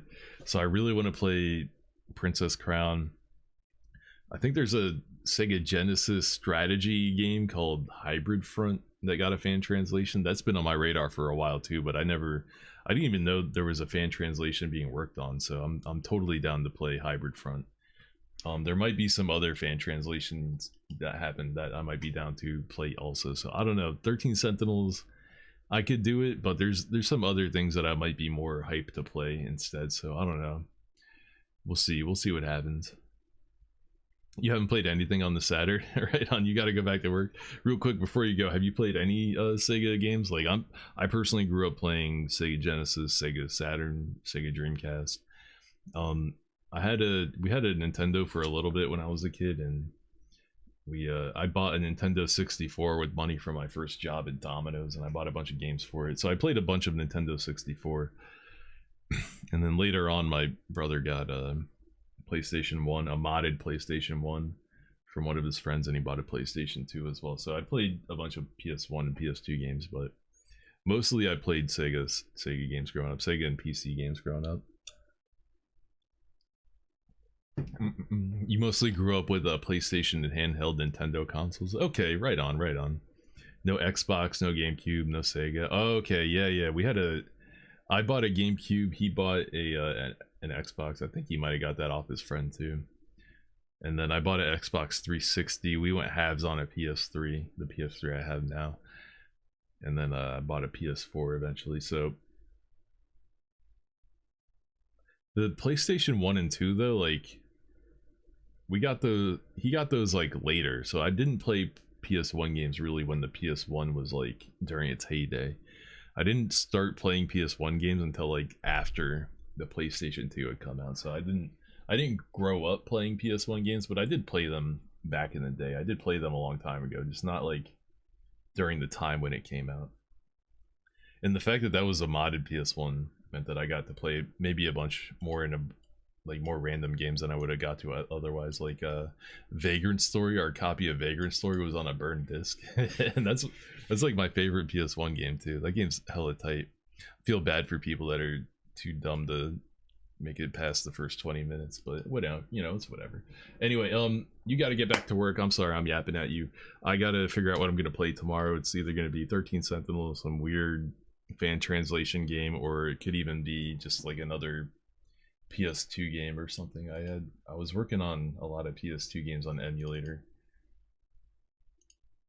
Like, I think, I wonder what the last one we played was. Like, I also want to play Rising Zon on PS1. There's certain games here on the backlog that I kind of didn't know about or skipped over, like Trag. There's a PlayStation 1 Resident Evil clone with anime graphics called Trag. I want to try Rising Sun. There's a bunch of lift tech games I couldn't get to run well. Like, I think Blood 2 got a recent like fan like patch or something that makes the game work really well on modern consoles. I might play Blood 2.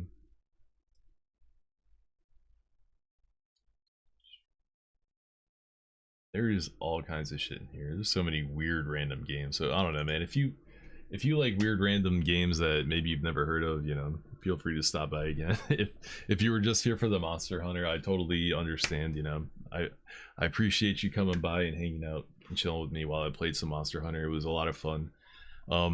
If you lose interest, I won't hold it against you, but it would be cool if some other people hung around this channel some more. But you know, it is what it is, man. Anyway, I had a great time. This game's a lot of fun. I might still fuck around with Sapi Jiva and some maybe make a couple switch axes, like raging or furious raging switch axe and some other stuff. But for the most part, I think this is an excellent place to end. Monster Hunter World Iceborne, good game. I liked it. It's not perfect, but it's still a lot of fun. Anyway, I'm out. Have a good night, Wriggles. Have a good one at work. Catch you later, bro.